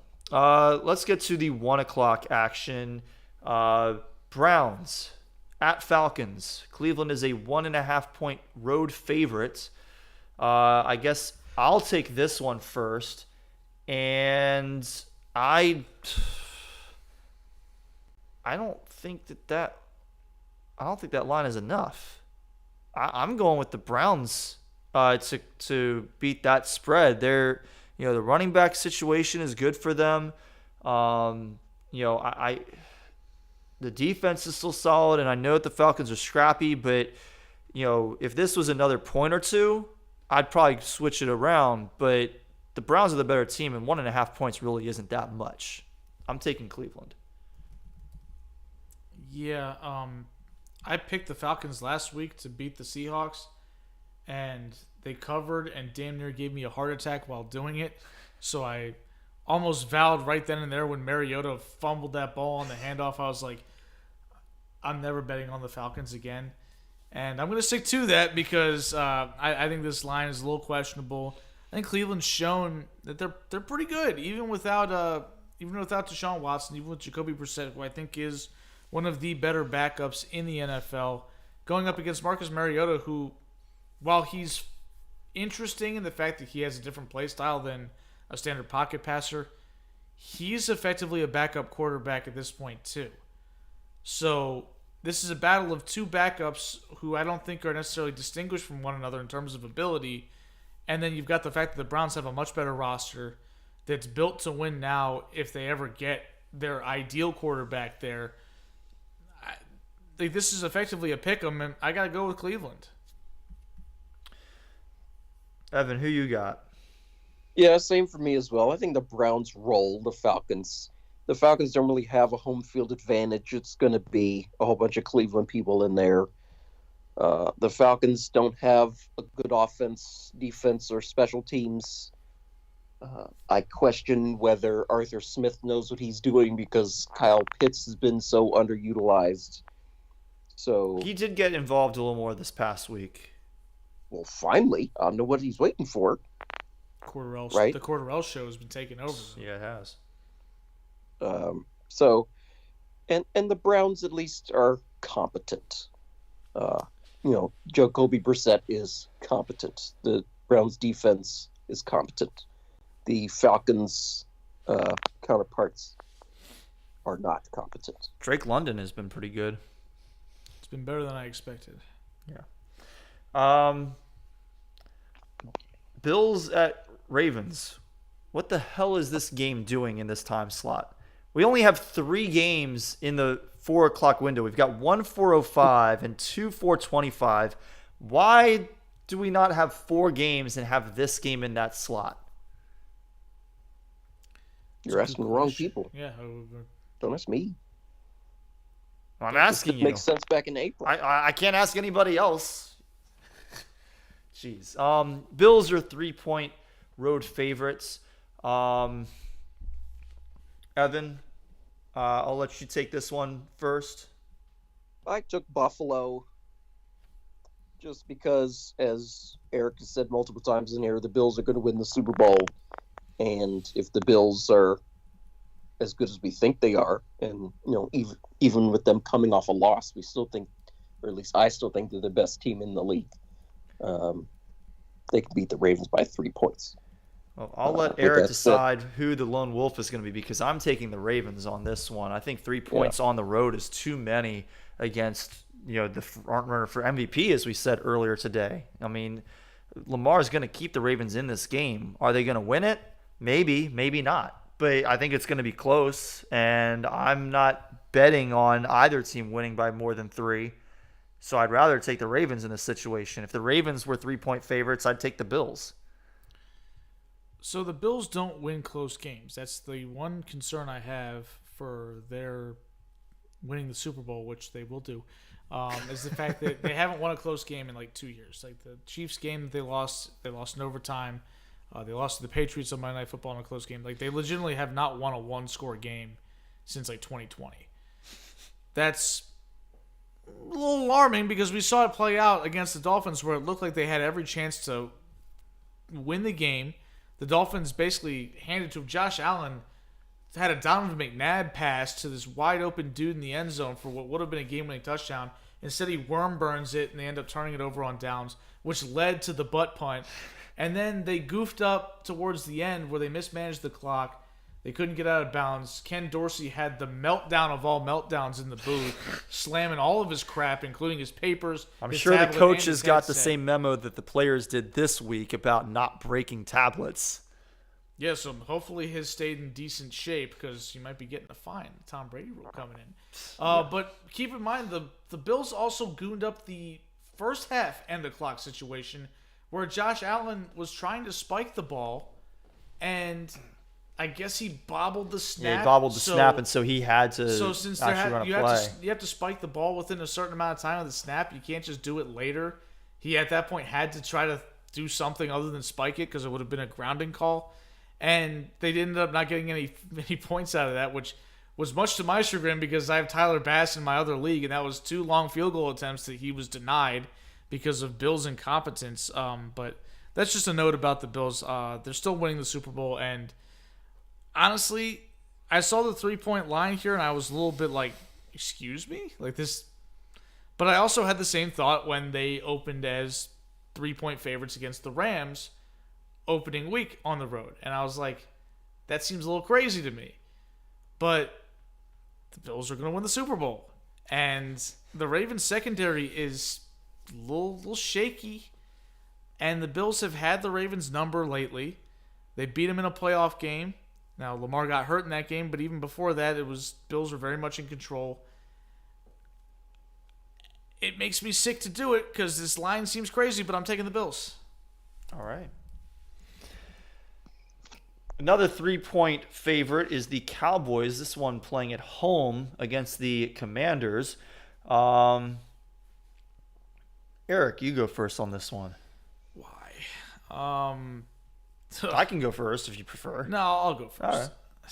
This sucks. The Cowboys are coming off of what, like a touchdown win over the Giants? Mm-hmm. Who cares? Meanwhile, the Commies lost to the Eagles in pretty pathetic fashion, which, again, doesn't really give me much of a read on this game because I don't think the Cowboys would have fared any better against Philly. This game's in Big D. They feel like they're equally bad. So this line feels perfect. Woof. I'm going to take the Cowboys. Yeah. I'm taking the Cowboys too. Like this feels this is one of the easiest lines of the week for me. Like Cooper Rush actually looked halfway decent this past week. The Giants are playing above their heads right now. Saquon Barkley looks really good. Like he looks like the Saquon Barkley that we saw for the first year and change of his career before the injuries started taking over. So I can't fault the Cowboys for it being a fairly close game. The Giants look better than Washington does right now. This also smells like Carson Wentz throws a pick six to Trayvon Diggs, right? Oh, Trayvon Diggs is absolutely getting a pick at some point against Carson Wentz. It feels like it's going to go to the house, too. It very well could. Wentz is going to try a left-handed 2-yard pick six or whatever, and Trayvon Diggs is going to cash in on his incompetence. It feels tailor-made for, like, if the game is close, it feels like a late Carson Wentz blunder is going to ensure that the Cowboys cover.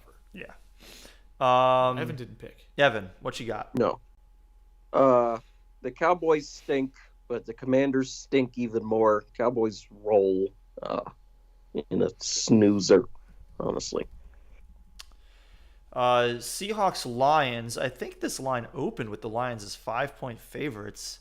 They are currently 4-point favorites at home against Seattle. I am taking the Detroit Lions. They have really impressed me this year. I am a little bit concerned about the status of Amon-Ra St. Brown and whether he'll be healthy enough to play, but I think he's going to.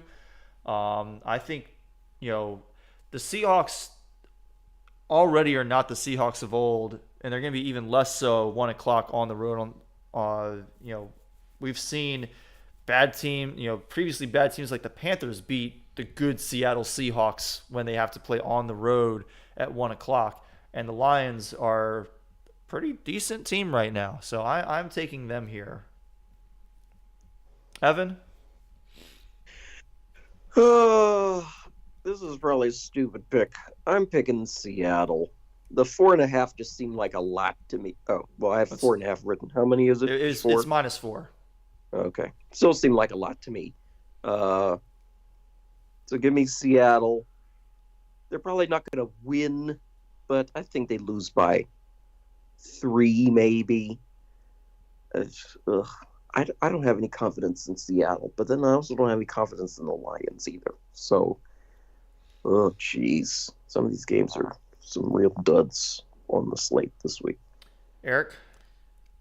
I'm so disappointed that Detroit couldn't pull out the straight up win against the Vikings. It looked like they had it in the bag, and they couldn't close it, which is frustrating because we're all somewhat supporters of the Lions because I think Corey's come around on liking Dan Campbell. Well, I was okay on Dan Campbell. I still have some questions about which is totally ability fair. to coach. Yes, but like we all like Dan Campbell. We wish he's successful because we think the league would be better if he's in it as a head coach. Oh, absolutely. And just because they lost to the Vikings doesn't change the fact that I think the Lions are better than people give them credit for. I think they're an interesting team. I think that they're probably still a quarterback away from being a real threat to make the playoffs, but the Seahawks are just straight awful, right? Like they had a home game against the Falcons, who we've all decided is not making the playoffs even after a 1-2 start. We've all said no to them while playing in the crummy NFC, and they went to Seattle and beat them. So now I have to expect the Seahawks to turn around and go to Detroit, which will probably provide a pretty good home field advantage because the Lions are interesting at the very least, and there's a fan base there that's pretty dedicated to that crappy team. Like it feels like 4 points isn't enough. I'm taking Detroit to cover. The Chargers are 5-point road favorites at the Houston Texans. Is 5 points enough? Is 5 points too much? Eric, why don't you go first on this one? This is such a tough line because I think the Texans are awful. Like, they lost to the Bears. That should be enough said. But the state of the Chargers is so wobbly that it's very much in question. Yeah, it's like, they have to win by 5 or more? Like, wow, that's like, it feels like this game could turn into a squeaker when it probably shouldn't. How much worse than the Jaguars are the Texans? A lot. Like, a lot. Like, there's no way I would pick the Texans to win this game straight up. No. And also, I'm not willing to play that game of, well, the Chargers lost by 28 to the Jags, so that automatically means that I have to find a number that I think the Texans are worse by, and then just minus that. Are they 13 points worse? Because then the Chargers still lose by 15. Yeah, the 13 points is a lot. So, this is rough. This is really, really rough. I think I picked the Texans to cover against the Bears last week, and that didn't work out because they blew the game. The Chargers' status is so murky. I'll go with the upside pick. I'll pick the Chargers to cover as a road favorite. Evan? I have got the Texans. Just not only is the Chargers' entire situation murky, but the Chargers always play up to their opponent, and they always play down to their opponent. Except for last week when they got toasted. But the Chargers, I feel like they only play close games, again, except for last week when they got toasted. Justin Herbert is a little shaky. He's hurt. Shaky. Yeah, he's hurt with the fractured rib cartilage, which I don't know how you can even breathe with that, let alone play in the NFL. So give me the Texans at home and the points. Yeah, I'm very nervous about that spread. I have a little bit of confidence in the Chargers because Keenan Allen was he was a game time decision essentially this past Sunday, which would indicate that he should be able to play this week, which makes a big difference with their offense. The big thing for me, though, is that the Chargers defense, it's healthy. They just got shellacked this past week, but it's a good defense, and I don't think that they're going to let that happen 2 weeks in a row, and certainly not to an inferior Texans offense. And I think that the defense is going to keep the Texans from keeping this within 5 points. So I'm on the same page as Eric here. I'm taking the Chargers, but I'm very nervous about this. Me too. The Titans are 3.5-point road dogs at the Indianapolis Colts. And I guess I'll go first on this one. Maybe even easier pick for me than the Commies Cowboys game. I'm taking the Titans. Like, the Titans played pretty decently this past week. Derrick Henry seemed like his old self almost. I mean, the first quarter of the game, I was kind of like, he's still looking kind of slow and hobbled, and he's not very decisive hitting the hole. And then sometime in the second quarter, he just started looking explosive. Like, he was faster. He got through the line quickly, found the gaps well. So that was really good. Their defense did pretty decent against, an okay Raiders offense that I would certainly put much better than the Colts. I mean, the fact, like, the Raiders really shouldn't have lost that game. How they converted all of those, like, 3rd and 4th and longs with Mac Hollins and still managed to lose by 2 to the Titans is ridiculous. The Colts are much worse, and I don't care if this is in Lucas Oil Stadium. I'm taking the Titans to cover that spread, and I would probably take the Titans to win this game straight up. Eric? Yeah, I agree. I think the Titans are the better team, which certainly is not what the line indicates, because Indy being a 3.5-point favorite at home indicates that people believe that Indy's a little bit better. They haven't shown that. They haven't earned anything as far as I'm concerned. They've looked absolutely horrible. They got lucky to beat the Chiefs. The Chiefs played probably the worst game they're going to play all year. For their sake, I hope so. And they still barely won that game. They caught every break in the book to pull that one out. That's not going to make me forget what they did against the Texans in Week 1, where they couldn't even win the game, and then against the Jaguars, where they got their asses handed to them. The Titans have actually shown some life. They got shellacked by the Bills. Okay, it happens. But they beat a Raiders team that, while 0-3, I think they're a better than a normal 0-3 team. Like, I think that team can win some games. They've lost a close game to the Chargers when the Chargers were actually healthy, and they blew that game to the Cardinals. They could be 3-0 right now, they're capable. And they're not. Right. And it's their fault that they're not, but they have talent. Yeah, the Raiders are capable. They're not just some trash team. They're 0-3, and none of us said let's eliminate them in the tougher conference. Right. Like, normally 0-3 would be a death sentence. We'd be like, okay, like you're not 0-3 making teams it. don't go on to make the playoffs. Yeah, but even then, we're still like, we know the Raiders have some talent. We're all waiting and seeing a little bit more on them. And the Titans, I feel like, in the same boat. Like, they had a rough start to the year, lost that goofy game to the Giants, and people kind of just jumped off. I think people are still clinging to hope that the Colts are somehow good, because a couple of idiots said that they're going to be the number 1 seed in the AFC. That's not happening, and I think the Titans are better. Evan? I totally agree. I think the Colts are almost at the Dallas Cowboys level of overrated this season. Like, they're bad, man. Like, I don't like anything that I've seen from them at all. I got an alert today that Jonathan Taylor didn't practice. So I don't know how they're going to be able to play any offense without Taylor if he's less than 100%. Yeah, they got Michael Pittman, but he has to catch passes from Matt Ryan. Yeah, Jonathan Taylor is the offense. So if he's not there, the offense isn't there either. Yeah. Yeah. Titans, I too would pick them to win straight up. The Bears are playing in New York against the Giants, who are 3-point home favorites. Evan, you go first on this one. Who you got? Ugh. Give me the Giants.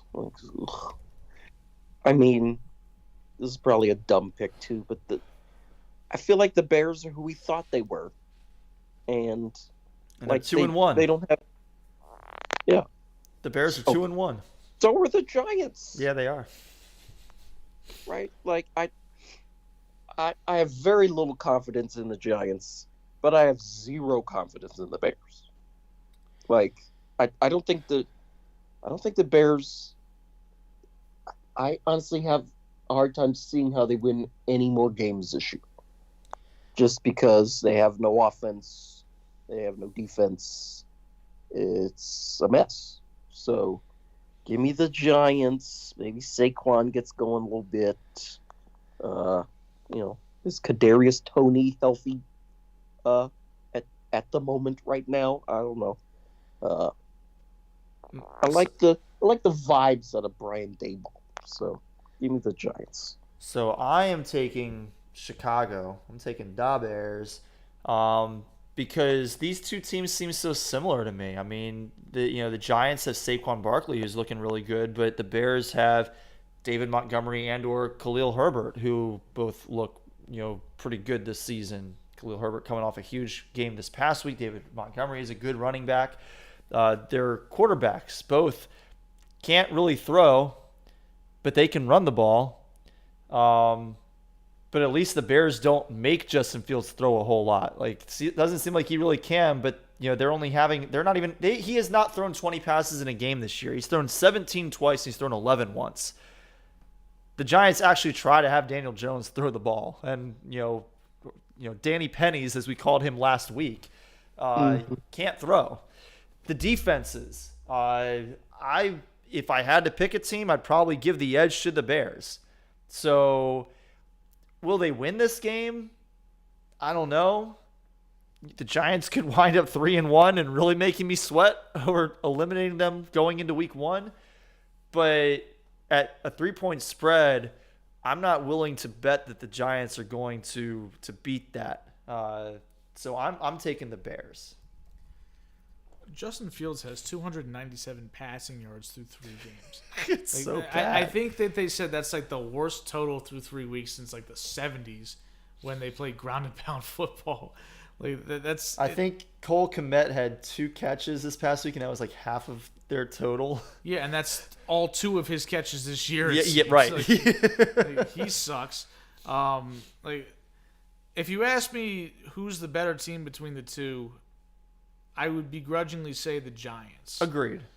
So the Giants are also at home, which would indicate that the 3 points that they have is more than justified. I think I agree with Evan that Brian Daboll's got some vibes going on there in the Meadowlands, whereas I don't have much optimism for Matt Eberflus. I hated the hire, not because of Matt Eberflus's acumen, but I hated the idea of a young, I don't want to call him a rookie because he's not a rookie anymore, but a young quarterback that has had very little guidance, then being put under the wings of a defensive-minded coach. I just didn't think it was a good idea. And I'm going to follow through with that. I'm going to take the Giants, which sucks because I think the Giants are horrible, but I think they're better than the Bears. Fair enough. The Eagles are 6.5-point favorites at home against the Jacksonville Jaguars. Again, Trevor Lawrence, the best quarterback of Week 3, according to Football Outsiders quick reads and their DYAR metric. 6.5 points is quite a bit. It's not the biggest line of the week, but it is a lot. Question is, do we think that's enough or too much? I'll go first here. I've got Jalen Hurts and A.J. Brown in 2 of my leagues, so I've been keeping an eye on the Eagles. I also have Travis Etienne, who I benched this past week, but am hoping that he turns into something for me. So I've been trying to keep an eye on the Jaguars. The Jaguars are scrappy. They're a very scrappy team. But the teams that they have played so far this season have had serious flaws. They played Washington. Enough said. They've played the Colts. Enough said. And they've played the Chargers, who are hobbled by injury. Their quarterback, as Evan mentioned earlier, fractured rib cartilage. There was no Keenan Allen in that game. The Eagles have been humming. They've been really good. And I think that they will beat the Jaguars by at least a touchdown. So I am taking Philadelphia. Eric, what you got?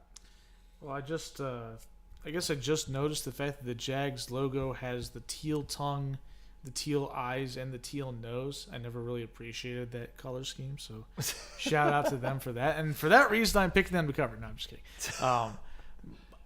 I feel like maybe I'm overanalyzing, but the fact that Doug Peterson used to coach this Philly team, and while he didn't really coach Jalen Hurts for long, he certainly coached him for a little while, and he's familiar with his oeuvre in that respect. I think that could be a factor. I think the Jaguars I give them more than scrappy. I think they're a good team. And if I'm willing to say they're a good team, then I'm also willing to say that picking against them when they're catching 6.5 feels bold. Even though I really like what Philly's doing. Man, this is a doozy. I wish I could have gotten a full touchdown. But yeah, this line is probably right where it should be. Yeah, it feels right. The opportunities for Jacksonville to slide in here and backdoor this, it feels ripe. And I also feel like as good as Philly has looked, they scored 24 points against the Commies. They've taken their foot off the gas in the second half each of the last 2 weeks, yes, which is a little bit concerning. Yes, and when it's a line that's this high, that opens you up to potentially losing a game. And we also know Doug Peterson's an analytics man. So if it's a 14-point margin and Doug Peterson's team scores a touchdown, they're going to play the go-for-2 game to potentially cut that to a 6-point margin. Yeah. So there are enough scenarios in my head to have me take Jacksonville in the points. Okay. But it's a good line. I respect Vegas, and I hate them for this too. Evan. I am going to say it with my chest. I've got Jacksonville and the points. Is this your I want Iguodala moment? Yeah. I mean, it could end up being one of those. Right. I think in the NFL, the difference between the good teams and the bad teams really isn't that much. And I also feel like the Eagles, while I think they're the best team in the NFC, I think the Jags might catch them napping this week. So, and 6.5. What's it? 6.5. I've got 6.5. Yeah, 6.5. 6.5 points is a lot of points in my opinion. So, give me the Jags. Maybe they don't win the game, but I think they surprise the Eagles a little bit. The Jets are on the road against the Steelers. This is the last of the 1 o'clock games. It's a lot of 1 o'clock games. So they only have 3 in the late afternoon slate. I hate that. The Steelers are 3-point favorites at home.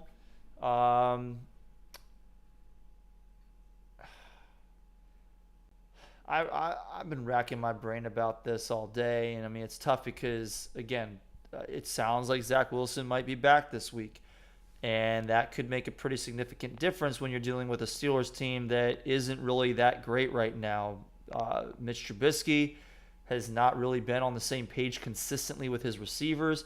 Deontay Johnson's been fine. He's getting all the targets. Like literally, he's getting all the targets. Chase Claypool is barely getting targeted. Their other receivers are barely getting targeted. Pat Freiermuth seems to be barely getting targeted. Najee Harris has been a little bit hit or miss so far this season.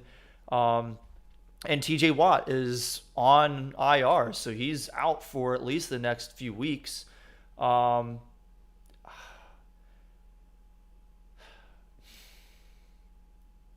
points just feels like exactly where it should be, which makes this you say that very about difficult. Every pick.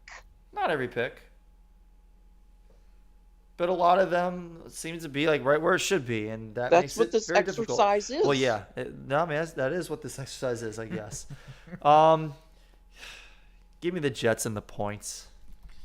So I'm not going to say it with my full chest because I'm picking the Jets, but the Steelers are booty butt cheeks. They're awful, and like you said, Corey, they don't have T.J. Watt. I'm not sure. Zach Wilson's the wild card here because he's got more upside than Joe Flacco for sure, but based on what we saw from him last year, he could easily ruin a game for you by slinging 5 interceptions because he's too busy thinking about his mom's friends or something. I don't know. But yeah, he's a question mark. But like the Steelers, I just can't trust them. Like both teams are 1-2 against the spread so far this year, but the Steelers' one win was in Week 1, and the Jets covered in Week 2. So that doesn't mean anything at all.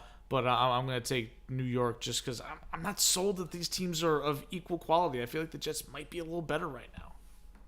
Evan? Eric, I agree with everything you said.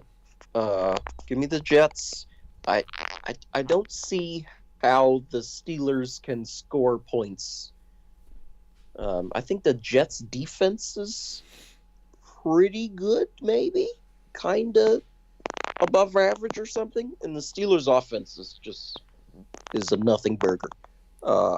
So every time you move your reason, phone, it sounds like you're passing gas. Yeah, it does sound like you're cutting loose, man. really? Yeah. Yeah. Okay. I think it's like rubbing against like your clothing or something. Oh, So well, my Evan phone is case on his falling phone apart. this week because his computer doesn't want to work. No, more technical difficulties out of my computer this week. And yeah, my phone case is falling apart anyway. Give me the Jets because I think their defense is pretty good, and I don't think the Steelers can move the ball. All right. Moving on to the 4:05 game, Cardinals at Panthers. Carolina is a 1.5-point home favorite. I've got some concerns about this game because Christian McCaffrey did not practice today with a quad injury. So here we go. If he doesn't play, then I think that completely flips this around. And even as it is, I'm not convinced that the Panthers are necessarily better. I do not at all relish the idea of picking a team coached by Cliff Kingsbury to cover any spread, but I feel like I have to this week. I'm taking the Cardinals. Well, he's coaching against Matt Rule, so There you go. You're not exactly spoiled for choice when it comes to coaching. No. I feel like Carolina's better than I thought they would be. I thought they would be horrible. I thought that when the Instead, they're just really bad. Huh? Instead, they're just really bad. Maybe not really bad. Maybe just kind of bad. They're just bad. Yeah, they might just be bad. But like they were the team that I said, okay, when the Giants won a couple of games, I was like, okay, they give way to the Carolina Panthers to be the number 1 pick. But they've been better than that. They should have probably beaten the Browns in Week 1. They played a close game against the Giants, who still don't think much of them. But they handled the Saints, who probably stink, but that's what decent teams do, is they handle the stinky teams. And the Cardinals look like a stinky team. They got worked by the Rams, who are not in their best condition right now. They lucked into a win against the Raiders. I almost called them Oakland. And then they got their ass handed to them by the Chiefs, who, frankly, since then haven't looked that great. So that's more of an indictment of the Cardinals than the opposite. The Panthers at 1.5 at home, I'll ride with them. Evan? Oh, I'm on the Cardinals. I'm not a believer in the Panthers yet. I think Matt Rule, is he the worst coach in the league? He's got to be up there. He might be worse than Is Cliff he worse Kingsbury. than Cliff Kingsbury? He might be worse than Cliff Kingsbury. Yeah. Is he worse than Nate Hackett, though? Oh. Nate Hackett has thrown his hat into the ring and is, to me, the obvious front runner. Hackett, He's so damn, bad. To think that Cliff Kingsbury might not even be one of the 2 worst. He was the worst coach in the universe 2 years ago. If I and now put he's... Hackett and Rule below him, now Cliff Kingsbury is in the top 30. What are we doing here? By the end of the season, you might be clamoring for an extension for him. He already got an extension. Corey might be like, oh, well, at this point, Cliff Kingsbury, he's secretly turned into a top 5 You heard coach. it here first. Cliff Kingsbury, a top 30 NFL head coach. Oh, my God. Not in history, just active. I think that's pretty accurate. Kingsbury sucks, but I think Rule sucks more. And honestly, I think the wrong team is favored here. I think the Cardinals are better than the Panthers.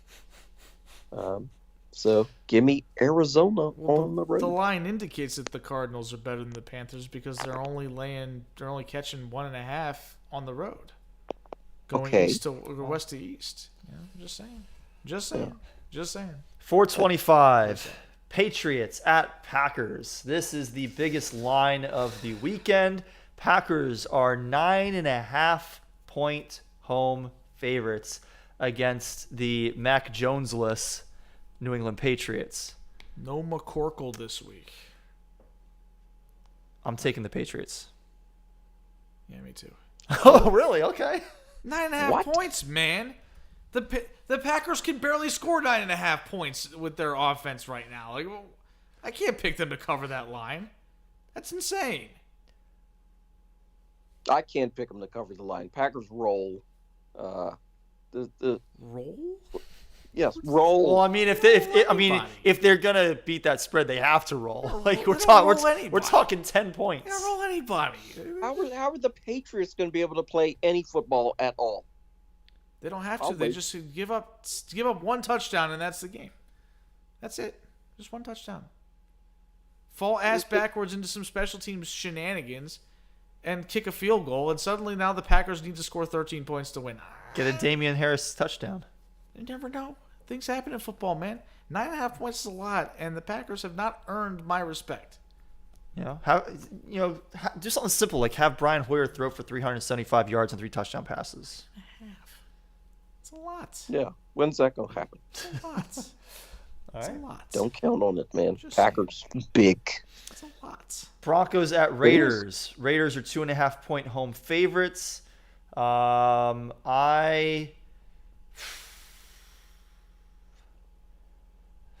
This is a doozy. Like the Broncos are so bad on offense, but their defense is pretty good. The Raiders' offense is okay sometimes, and their defense is pretty bad most of the time.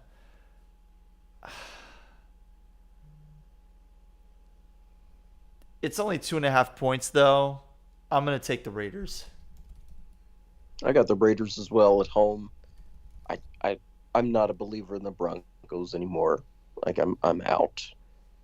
The Russell Wilson experience has worked out poorly, and I don't see that improving. Yeah, we're like Mark Cuban and Mr. Wonderful over here. We are out. For that reason, I'm out. And because Russell Wilson is decidedly not Mr. Unlimited. Mr. Very Limited. Yes, extremely limited. Yeah, like it feels like this is the week the Raiders get off the schneid. I mean, like they've had 3 tough losses. They're like I said, they're better than their record indicates so far. Like this is the type of game where everybody gives up on Vegas, and almost did earlier, did it this time. And this feels like the times like the Raiders have a nice impressive win against this overrated Broncos team, and people start gassing up the Raiders again. Well, that's going to happen after they win. So I'm going to give them the benefit of the doubt. I'm going to say they're going to win this home game. Better quarterback, better tight end, better wide receiver. Better coach. Better coach. Well, yeah. Nate Hackett is definitively when Nate the worst. Hackett is the other one, then yes. Yes, Josh McDaniels clear. I've got some concerns about. McDaniels also a top 30 coach. So there you go. Sunday Night Football is the Chiefs at the Bucks. The Chiefs are 1-point road favorites in Tampa Bay. Well, you got to keep in mind here. I'm going to give you some. This game's not going to be played in Tampa Bay. There's a friggin' hurricane going through there. Oh, right, yeah. So this is probably going to be a neutral site game. That's probably why the line is the way it is. Oh, do you think that's already factored in? I would assume so, yeah. Like they've already picked a venue in Minneapolis for this game to be played on a neutral site. Oh, okay. Got it. All right, so interesting there. Evan, who you got for Sunday Night Football? I've got the Chiefs. I feel like the Buccaneers, like they're just running out of guys. Mike Evans, I mean, he should be healthy, but he's rested. But like Tom Brady's 45, I don't see. I don't think the Buccaneers just have the juice anymore. I'm much more confident in the Chiefs offense than the Bucs offense, and if this game is moved to a neutral site, I think that only helps the Chiefs. This game is moved inside think that only helps the Chiefs. The Chiefs can't run the ball, so they won't worry about trying to run it against the Bucs defensive front, who you can't run against. So give me the Chiefs. Eric? Yeah, I feel like this is the time of year to catch the Bucs, because they are beat up. Chris Godwin is a little bit gimpy with a hamstring, I think. And Mike Evans will be back. His absence probably cost them the game against the Packers last week because Brady had Russell Gage and Rashad Perryman to throw to, which not exactly inspiring awe. But Mike Evans being back, I don't know if that makes enough of a difference. I think the Chiefs are definitely better than the Packers. And if this game is played away from Tampa Bay, which seems like the likely scenario at this point, that makes it an interesting game. So it makes it sort of a pick 'em. The Bucs defense is awesome. There's no doubt about that. But Patrick Mahomes is good enough to score some against a good defense. And the offense for the Bucs just seems kind of out of sync right now on account of the fact that they don't have any of their guys. I feel like the Bucs are going to be fine in the long run. They may lose this game. I'm picking them to lose this game, but that's all that matters right now is what happens in Week 4. I think the Bucs are still going to win this division. I still think they're a threat to maybe even get to the Super Bowl at some point if they can get their guys right, but right now they're not there. All right. So all of us are on the Chiefs because I am also taking Kansas City here. The Bucs. Everything you guys just said. The Bucs offense has not been consistent this year. Neither has the Chiefs, but they've been better in my opinion. Defenses, I'd probably take the Chiefs defense over the Bucs defense currently, as it's been recently. Defense? Yeah, I've had some concerns about the Buccaneers defense none of us trust the Chiefs defense on this show. But you're saying that the Chiefs defense right now is better than the Bucs defense? Bucs defense has been really good. I've had some concerns. Vita Vea has been really good. The rest of the unit, I've had some concerns about. They've given up 17 points all year. Who have they played? They played the Cowboys with Dak. Do we believe in Dak right now? I don't know, but I mean, you play NFL teams and you only give up a handful of points. There's some credit for credit is due here, right? Damn. Monday Night Football.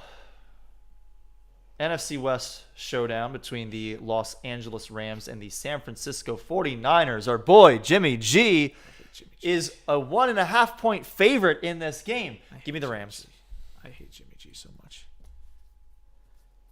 Yeah, that was the worst performance I've seen from a quarterback who's not supposed to be a complete bum, according to a lot of people.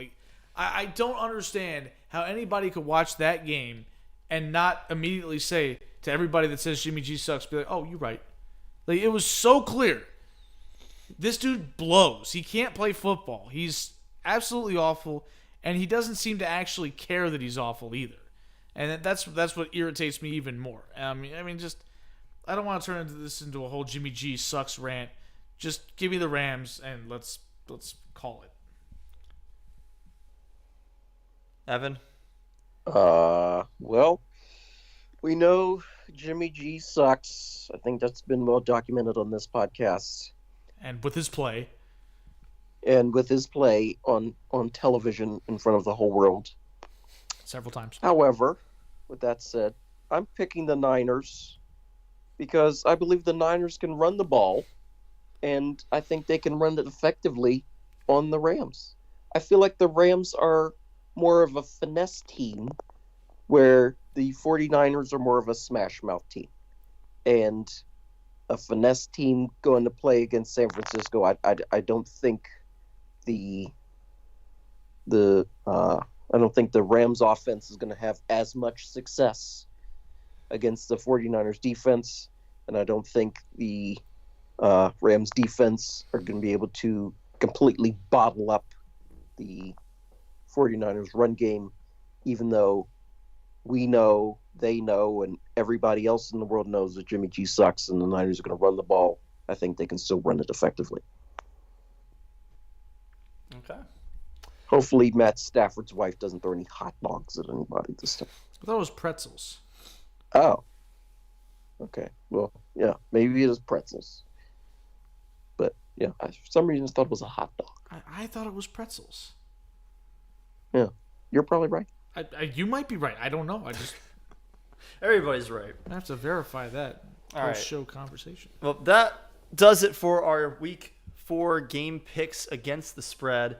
If you have emailed us to join our picks competition, you will receive the ballot in your email sometime after we wrap up the show here this evening. So in the next half an hour or so, you can expect to see that in your email.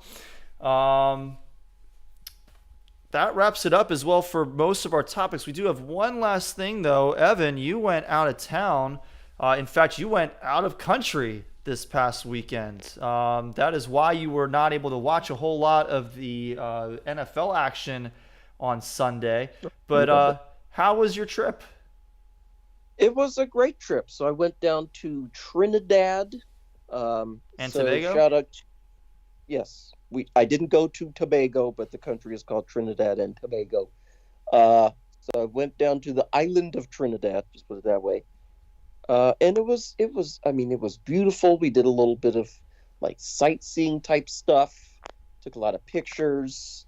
And so my friend Richard and Sophia got married. Well, yeah, they had their wedding celebration down in Trinidad on Sunday afternoon, and it was just a wonderful time. Just a beautiful venue that was selected as well.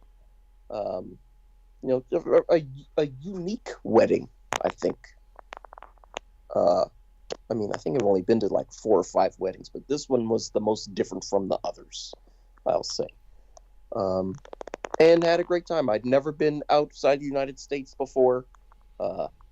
Driving on the left side of the road in Trinidad was an experience. That was just straight up weird. Let's see, we had great food. The customs process was also an experience. That was strange, but I had a great time. Yeah, would go again. How many times have you been out of the country, Eric? Let's see. I've been to Canada once. I've been to the Dominican Republic once. I went to Mexico once. I've been on 2-3 cruises. Okay, so you've been out of the country a few times. Yeah, several times. Yeah. Okay. Yeah, I've been to Canada once, and that's my experience of international travel. I've never been outside the Western Hemisphere. I'll say that. Yeah. Yeah, and in Canada, you still drive on the right side of the road, so I haven't had that experience. So, Evan, did you drove on the left side of the road, but was the steering wheel on the left side? I didn't drive the car. Like, we took... But was the person who was driving the car, was the steering wheel on the left side? The steering wheel was on the right. Or on the right there side. There you go. Okay, that's what I wanted to know. Okay, there you go. Yeah, that was weird. Yes, it is. Some people thinking they're riding in the passenger seat and they accidentally open the driver door. It's like, what is this? The whole thing is backwards. Why are you driving on the left, man? Or are we backwards? It's like playing Mario Kart on mirror mode. That's exactly what I said. It's like playing Mario Kart on mirror mode. Oh, man. All right. Well, Trinidad was beautiful. Everybody who hosted us, from the hotel staff to the people who worked the wedding to the people working in the airport, the cab drivers, everybody was just amazing.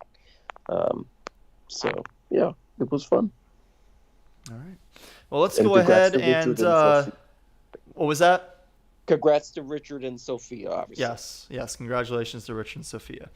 Let's go ahead and wrap things up. We're just past the 2.5 hour mark, so record time for in-season podcasting for us. Any shout-outs this week, other than, of course, the shout-out to Richard and Sophia, who Evan went to their wedding this past weekend. Eric? Well, a quick rest in peace to Coolio, who passed away while we were recording this podcast. Oh, really? Yeah, the news blurb just came up a couple within the last hour or two. So yeah, that's obviously too bad. Other than that, I don't think I really have anything. Just an update on Aaron Judge's 61st home run. According to the Would It Dong account, the home run would have left 29 out of 30 parks. The one exception, Oriole Park at Camden Yards, it would not have cleared the ginormous wall that they have there now. The home run traveled 394 feet to left center. So shout out to Aaron Judge for tying the record for the 7th most home runs hit in the season. There you go. And tying the record for the most home hit in a season in the American League. 7th most of all time. I got a couple shout-outs. One of them is Aaron Judge hitting the record-tying home run for the Yankees, at least, and for the American League during our podcast. That's pretty cool. Also, shout-out to the DeMatha cross-country team. My guys won the Chesapeake Invitational this past week. It's our first invitational victory since 2014.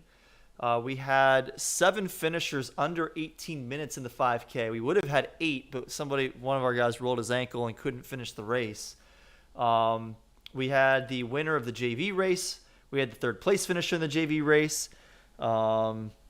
And it was a great meet all around up at Chesapeake High School this past weekend. This coming weekend, weather permitting, we will be up in Smithsburg, Maryland. So even past you, Evan. It's up past Hagerstown. It's an hour-and-a-half drive for us. But we'll be at Smithsburg High School this Saturday, weather permitting. What county is that in? Is it in Washington County? It might be. It might be. I don't remember off the top of my head, but it might be. Once you get up that high, I don't know the counties from each other. But yeah, so we're having a strong season so far, and yeah. Evan, any shout-outs? I mean, shout out to DeMatha's cross-country coach. Obviously, he's doing something right. But I think that is it. All right. When's our next home football game that we're calling? October 14th. Okay, so I haven't been fired.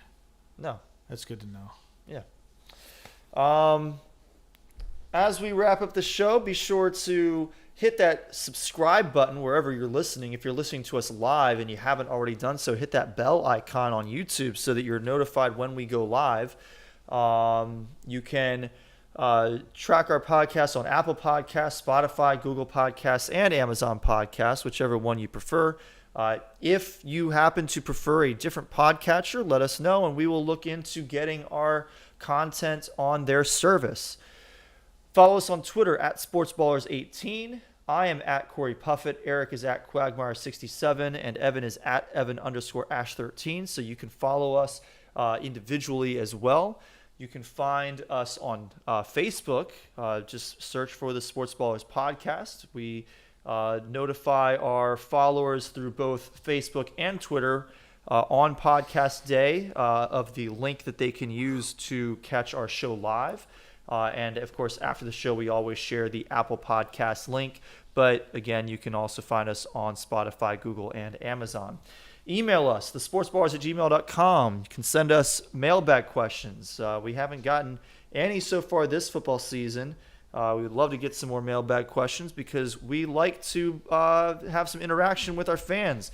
Quick shout out to Alex Mayo, who's been tuning into all of our last several live shows and generally leaving some comments in the chat. We love that. And if anybody else would like to interact with us while we are doing the show, please feel free to listen on YouTube and join us in the comments. I think that about does it. Again, be sure to let us know if you want in on our picks contest. It's not too late to join. We'll send you a ballot. For Eric and Evan, I'm Corey Puffett. Thanks so much for tuning in. This has been episode 211 of the Sports Ballers Podcast, and we will catch you all again next Wednesday.